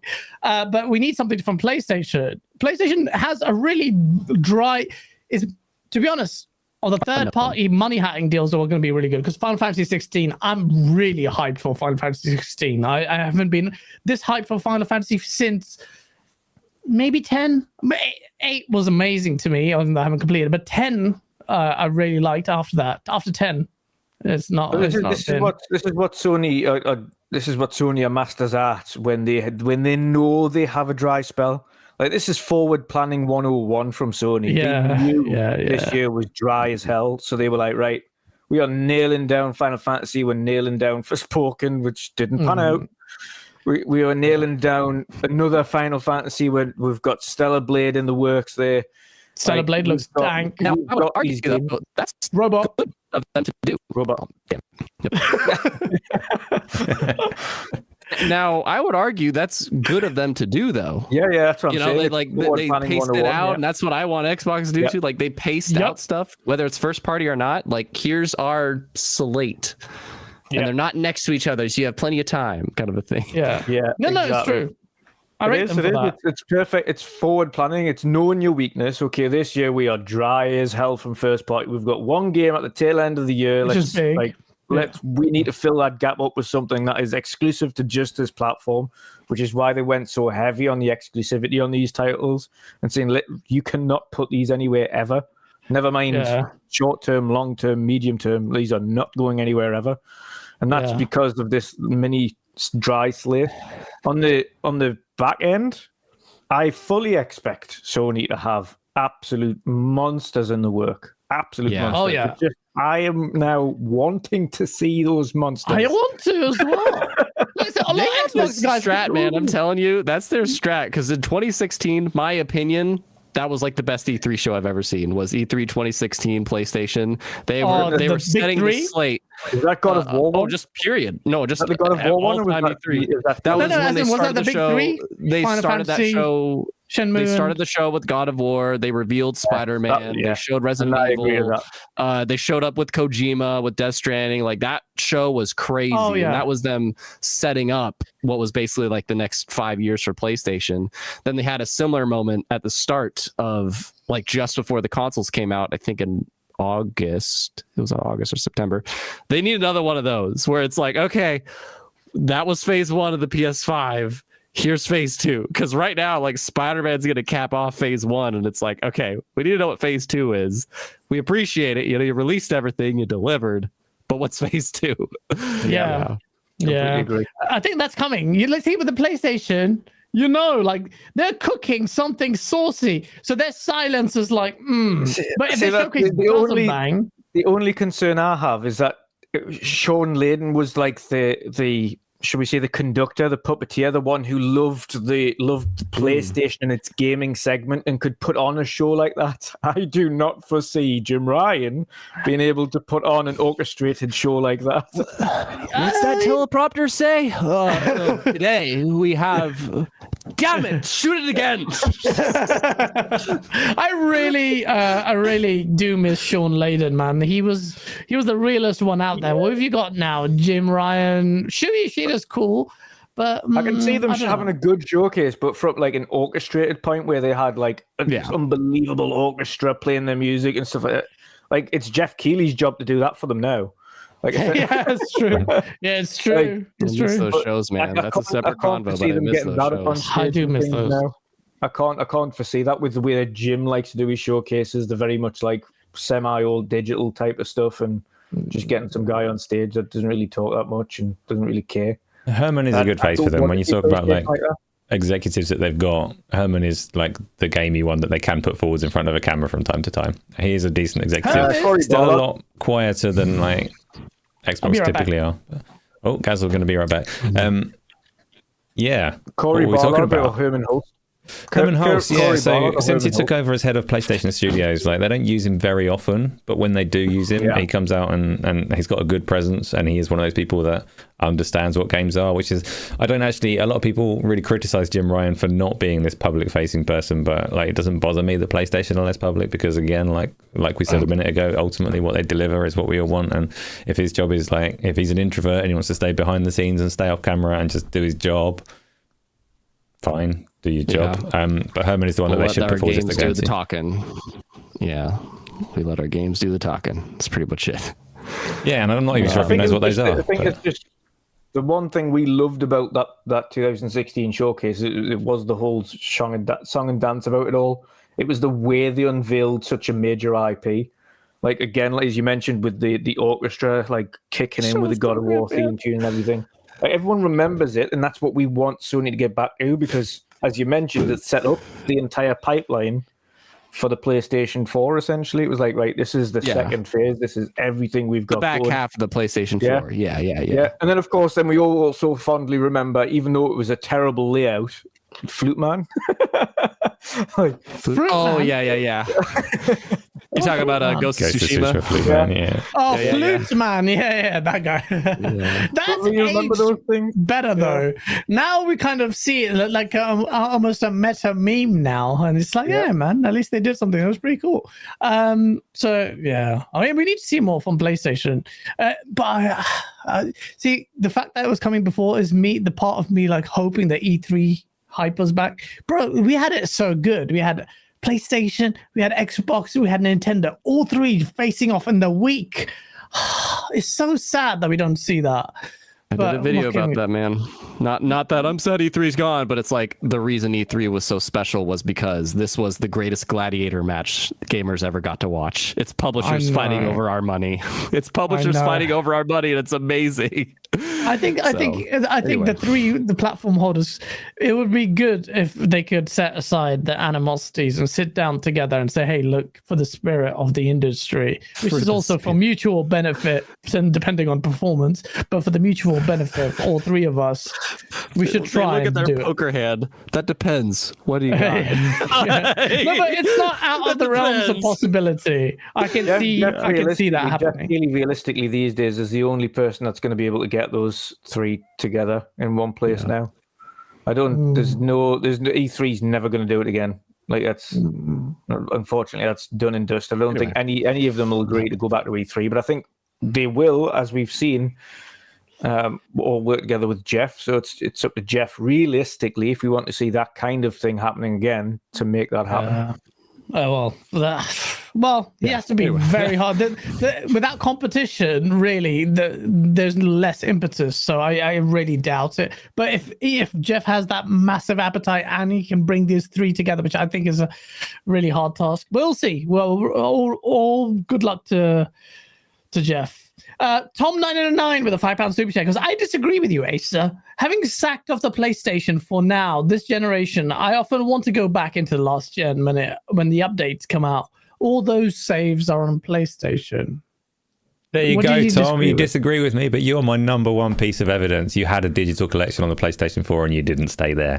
I like Tom, so... That's what I thought. I'm like, hold on, isn't he agreeing with you?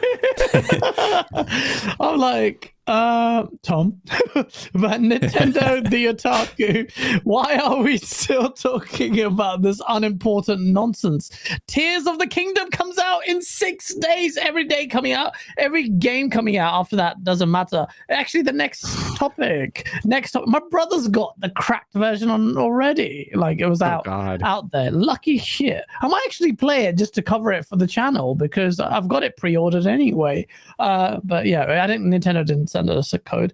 Rice Eater 79 with a $5 super chat. June X Boys will enjoy a show. June PlayStation Boys will enjoy Final Fantasy 16. So Sony won't drop Shadow Drop until after Final Fantasy 16 releases. No need to go before. Yeah, I agree. In terms of showcase, they won't go before Xbox. I'll be surprised if they do. Glitch Doctor with a €5 super chat. Microsoft's hands-off approach inspired Arcane so much that they took their hands off Redfall mid-development. Yeah.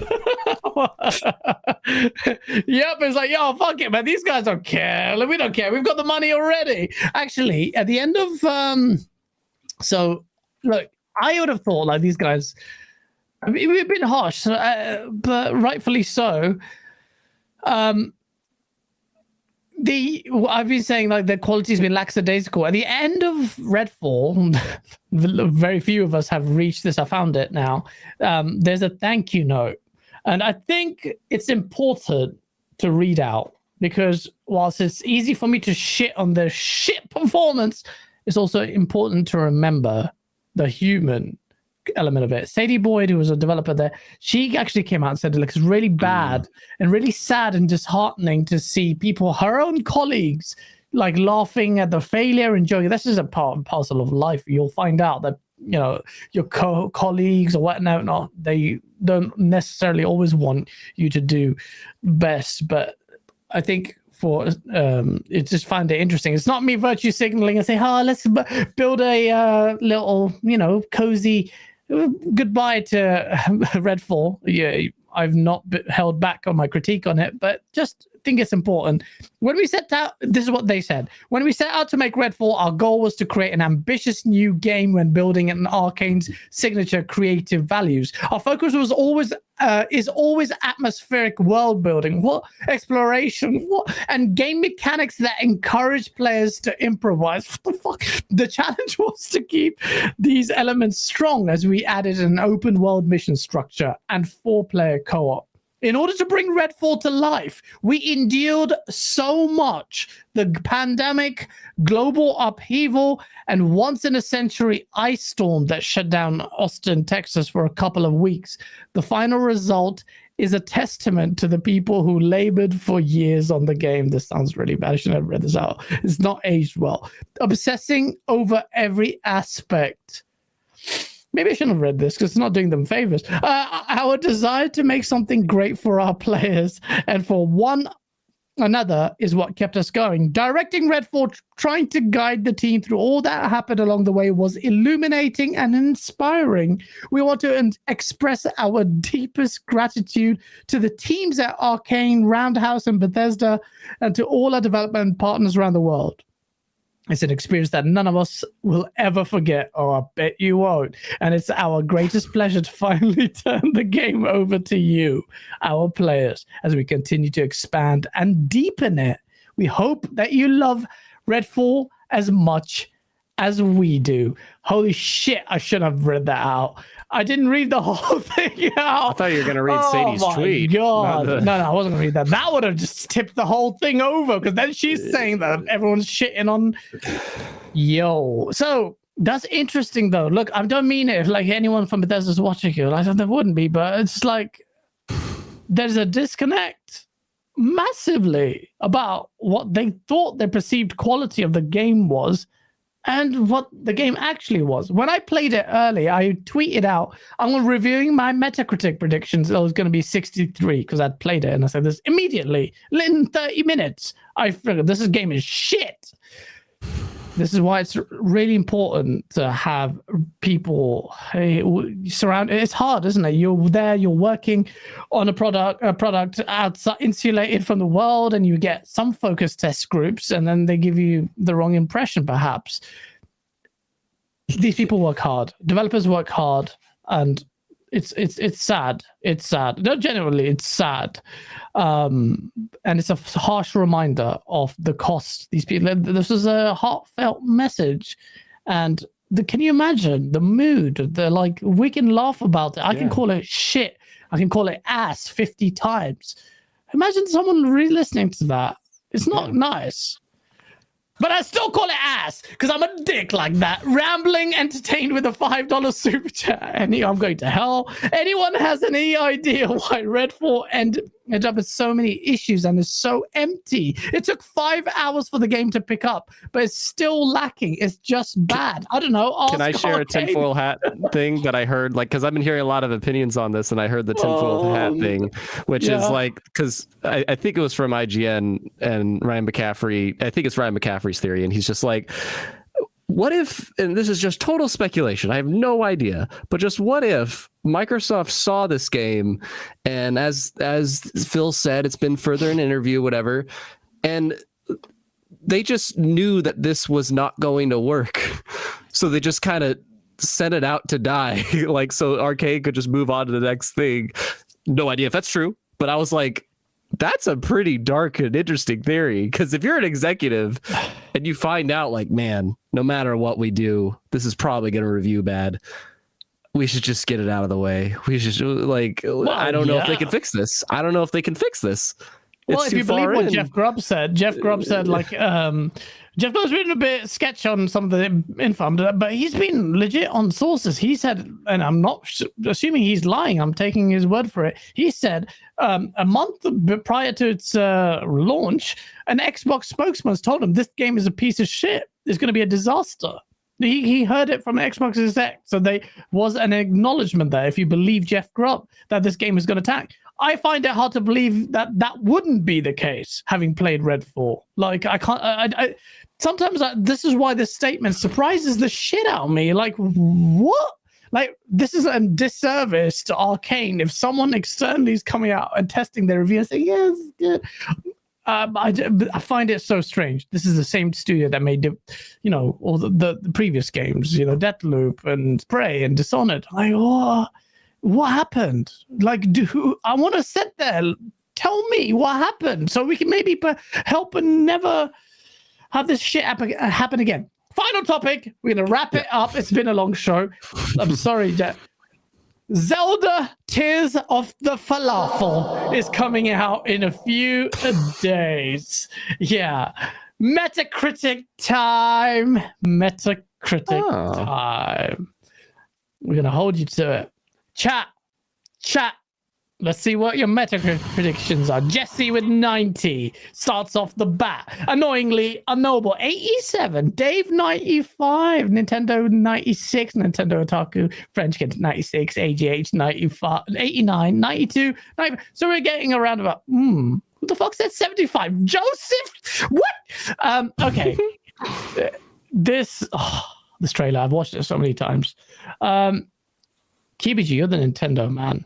Where do you think this meta First, prediction? I just want to clarify. No, I'm just more into clarification. Nintendo No maybe than Acer most of level your panels. qualifications. No. I'm just not a Nintendo man personally. I don't deem myself as one. Oh, you really? Oh yeah. Like all I was gonna say is just that out of maybe you think that because out of most of your guests, like I'm the one that's willing to bring up Nintendo the most, but in no way it's am I because we Nintendo played man. Smash Bros together. You're really good at it. I love Smash Bros, but that's I love Smash That's Bros. the same as me. Like, I'm an yeah. idiot. I don't tried to know play why. Metroid Prime and I couldn't finish it. I was so disappointed that I couldn't finish it. But anyways, no, I really appreciate what Nintendo does. And I have a Switch and I love my Switch, but I'm with the 94. I think it's Breath of the Wild is 97 on Metacritic right now. I think I'm actually gonna 94. go 93. I think 93. I do not think Tears of the Kingdom is gonna hit as hard as Breath of the Wild because Breath of the Wild was a first. It was a first, and it made that impact that we were talking about. You can make a great game, but to make that impact, that Elden Ring moment where you kind of transcend being a great game and you become something else, it's really hard for a sequel to do that, in my opinion. So yeah, I think it's going to get a lot of 9s, maybe even probably nothing but 9s, maybe a couple 10s, but I don't think it's going to have that same hit. I'm looking forward to it. I told myself I can finish Jedi Survivor before it comes out, but I'm loving Jedi Survivor, so I don't have faith that I will. But I hope I'm there launch weekend. But if not, if it's as good as the first game, it's just gonna be my go-to when I am traveling, when I am on my bus, when I'm on my plane. I intend to make that thing last for like 200 hours, and I do not mind if it's just more Breath of the Wild. Yeah, no, fair enough. I think this is going to be a better game than Breath of the Wild. I think it stands a chance of having the same Metacritic score as, because we saw it with God of War Ragnarok. That actually hit the same. I haven't completed it, but I just think that maybe it's been overrated. Because that's a game like a lot of people said it's definitely, even the PlayStation guys were saying not going to hit. No chance. We had Blaze in here on our show, and Blaze like, no chance. There's no way this is going to hit God of War 2018 for the exact same reasons, because that was the first one. But it did match the Metacritic score. So I would say, I don't know. So I would say a guess. I would say 94. It could be 97. Who the fuck knows? I don't know. I'm going to stick with 94. I'm just going to commit to 94. Asa. Dutch. You have to take the average of Breath of the Wild and Banjo-Kazooie Nuts and Bolts. So average out the scores, and that's surely what this one gets. I knew you were It's going to get a answer, Nintendo bonus and be like 97 or something. And there we go, 97 from Asa with Nintendo bonus. Dutch, please be the voice of reason. Where are you going to think this is going to be? We're going to hold you to it. You can't give me the voice of reason. I didn't like Breath of the Wild.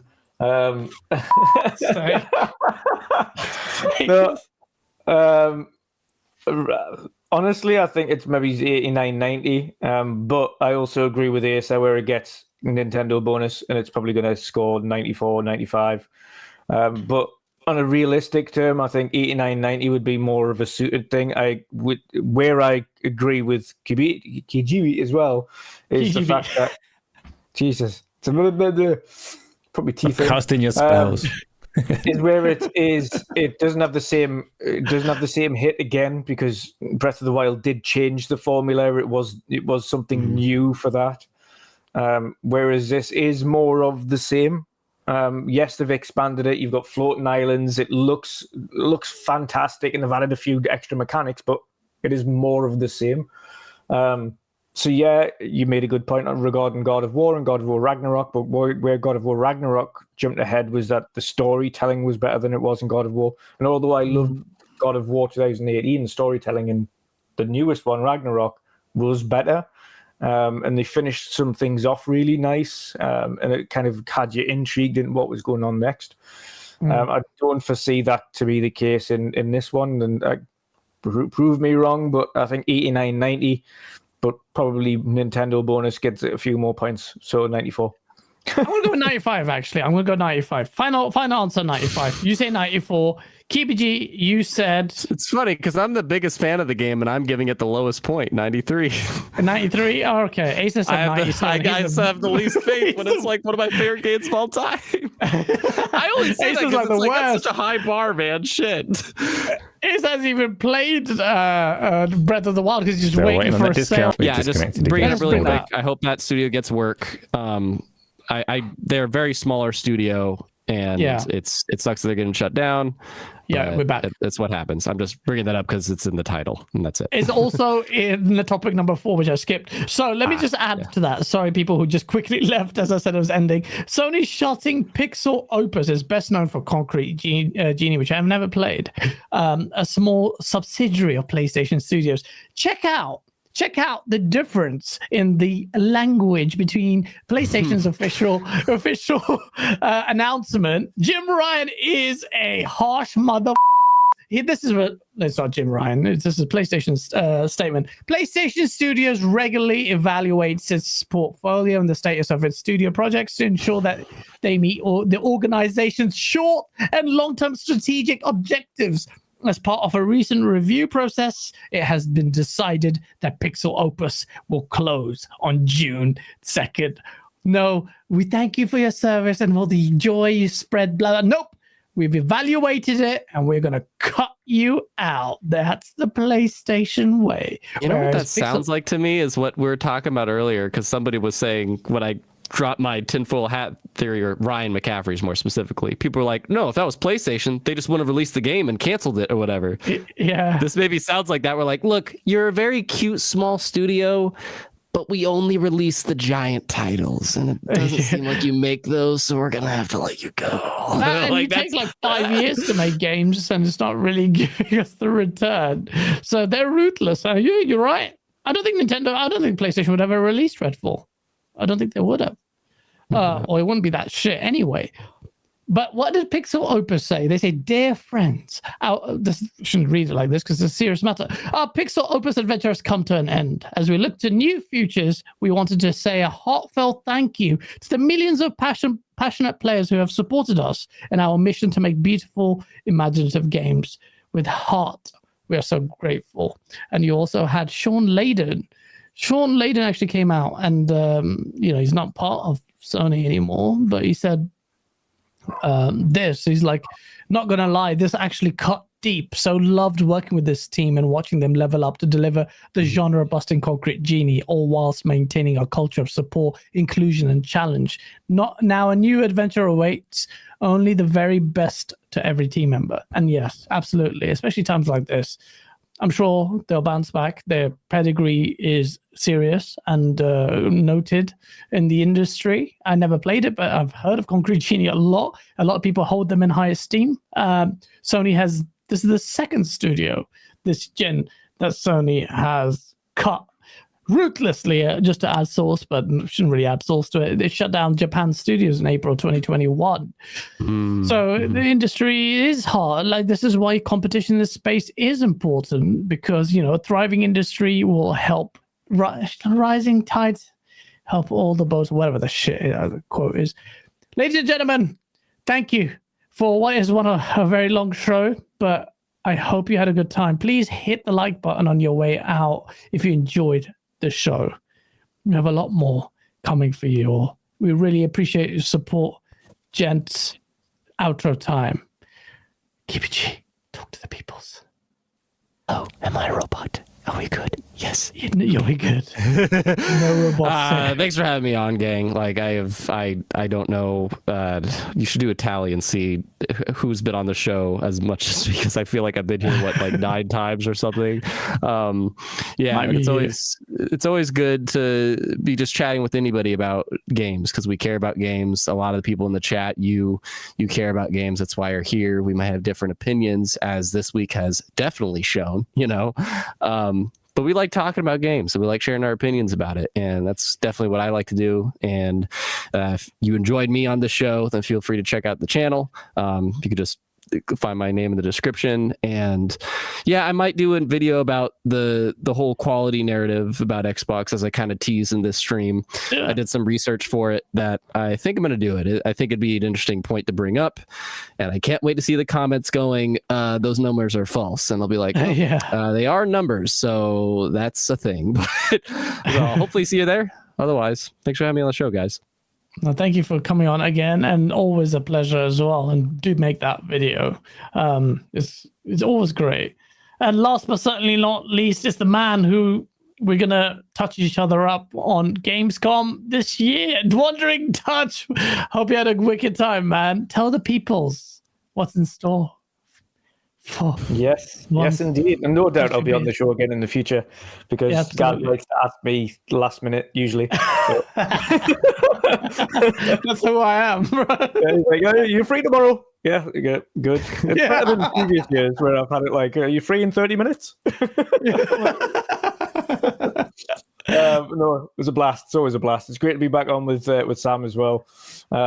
Really good to kind of get into it again. It's been a long time coming, so yeah, great show as always. And again, the beauty of this type of show is that we can have that discourse where we can disagree, but also do it in a manner where it's very adult. We can actually talk things through and not shout at each other like kids. Gaz does. Yeah. You got my alien here. Like this whole thing is an attack on me, but constructive conversation zone. We can actually get our points across without being shouted at. But no, it's good stuff, really good stuff. And of course, as Sam mentioned, if you like what you see here, my topics, my conversations, etc., you can follow me on the socials as well, and on my channel, of course, Wandering Dutch. And if you haven't checked out our indie showcase, then please go out and check it out. It's 2.5 hours, 88 games. Amazing. Aaron Greenberg took part as well this year, so amazing. Yeah, it's good stuff. But thanks once more, chaps. Absolutely, man. Thank you. And definitely check out that indie showcase. Madness. So good. Asa, outro time. What do you want to say? Don't know. Thanks, everyone. Great show. Kibbity and Dutch bringing it all together and bringing loads of points on all the topics that we went over there. Do definitely check out Dutch's indie showcase. It was really, really good, and so was the one that he did last year. He's doing another one in the summer, so subscribe over there and look out for those. Kibbage's channel is also Kibbage's great to have as a returning guest because he's outside of the usual circles, so he brings different perspectives that we don't normally get. And yeah, I hope everyone's had a wonderful show. I'm going to be streaming more Cyberpunk. I'm going to be streaming more virtual reality. I'm going to be doing all the things that I usually do. I'm going to be doing my conversational show on Thursday as well, which is getting a little bit more popular, and it's always a nice little chat over there. So if you've got the opportunity on a Thursday evening, jump over there and join in with that as well. And Gaz, your turn. What are you up to? Streaming. So Sekiro tomorrow. I'll push it up on there, check Septic Source out. And making memes. A lot more stuff on my personal channel, just off the cuff. Maybe not high quality stuff is going to be reserved for GameOnDaily. More of the off the cuff stuff is going to be on my personal channel, but definitely committed to both. And the serious high production value, this is the home for. So please check it out, please, and we'll make dank memes. See you soon. Peace. I'm going to leave him here for an awkward amount of time. He's still there. Keep going, guys. Keep going. I can say it.